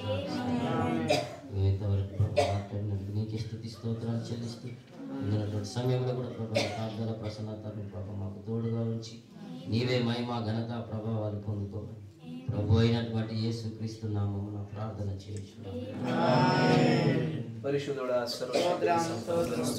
స్తోత్రం. ప్రభువా మా సహోదరుడు చేసిన ప్రార్థనతో మేమందరము కూడా ఏకీభవిస్తూ ఉన్నాం నాయన. అవును తండ్రి, మా వ్యక్తిగతమైన నిర్మాణాల విషయంలో ఎంత ఏకాగ్రతను కలిగి ఉన్నామో ప్రభా శ్రద్ధ మా కుటుంబాల యొక్క నిర్మాణంలో నిజంగానే మేము కోల్పోయిన ఉన్నటువంటి పరిస్థితి కనబడతా ఉన్నది. దయచేసి మమ్మల్ని అందరినీ మీరు క్షమించండి. మా కుటుంబాలను కట్టుకోవడానికి కావాల్సిన మీ ఆత్మీయమైన శక్తి మాకు దయచేయండి ప్రభు. అయినా అందరి కుటుంబాల్లో ఉన్నట్టుగానే మా కుటుంబాల్లో లేదు నాయన. ఒక్కొక్కరి కుటుంబంలో ఒక్కొక్కరి పరిస్థితి ఒక్కొక్కలాగా జటిలంగా ఉన్నది కనుక ఆ యొక్క జటిలమైనటువంటి ఆ సమస్యలన్నిటికీ కూడా ఏకైక మందునైనా ఆ యొక్క మెడిసిన్ నువ్వై ఉన్నావు. నీవే నీ పరిశుద్ధాత్మ శక్తిని నీ ప్రియమైన పిల్లలపైన కుమ్మరింపజేసి వీరి కుటుంబాలను చక్కగా నిర్మాణం చేసుకునేలాగున అందరూ ఏకత్వాన్ని పొందుకునేలాగున నాయన నిజంగానే ఒక్కొక్కరు ఒక్కొక్క దిక్కుకు వెళ్ళేటువంటి ప్రజలుగా వీరు ఉండకుండా అందరి యొక్క గమ్యము ఒకే మార్గమై ఉండేలాగున సహాయం దయచు కృప చూపండి ప్రభువా. ఎలాగున నాయన వీరి యొక్క భాగస్వాములను వీరు సరిచేయాలో, ఎలాగున వీరి యొక్క పిల్లలను మేము సరిచేసుకునవలసిన వారమై ఉన్నామో నాయన, ఎలాగున మేము వారిని దండించవలసిన వారమై ఉన్నామో నాయన. ఒక మూర్ఖత కలిగినటువంటి కుటుంబము నాయన, ఒకరు తల్లి అనబడడానికి ఒకరు తండ్రి అనబడడానికి ఏవేవైతే ప్రభువా షరతులుగా మీరు మాట్లాడి ఉన్నారో ఆయన మేము మనుషులను సంతోషపెట్ట గోర చూచుటలేదు నాయన. కేవలము దేవుడువైన నిన్ను మాత్రమే సంతోష పెట్టాలని ఆశపడతా ఉన్నాం కనుక అలాంటి ప్రవర్తనలు మాత్రమే మేము కలిగి ఉండే భాగ్యం అందరికీ దయచేయండి. ఇంతవరకు ఆయన మేము కోపంతో దండించిన ప్రతి సందర్భాన్ని బట్టి మమ్మల్ని క్షమించండి. బెత్తం వాడవలసిన సందర్భంలో వాడకూడదని ప్రభు అడ్డొచ్చి నీ వాక్యానికి విరుద్ధంగా మాట్లాడిన మా యొక్క మాటలను బట్టి క్షమించండి. అన్ని విషయాల్లో కృప చూపి సహాయం దయచేయమని నాయన, నీ ప్రియమైనటువంటి పిల్లలుగా మేమందరం మా కుటుంబాలను చక్కగా నిర్మాణం చేసుకొని నాయన ఒక దినాన మా కుటుంబాల విషయంలో మేము అందరము కూడా నిర్దోషులుగా ఉండేలాగా కృప చూపించమని ప్రభు అయిన యేసు క్రీస్తు నామములో ప్రార్థన చేయుచున్నాము. ఆమేన్ ఆమేన్ ఆమేన్. Praise the Lord. God bless you. దేవుడు మిమ్మల్ని అందరినీ దీవించును గాక. ఆమేన్.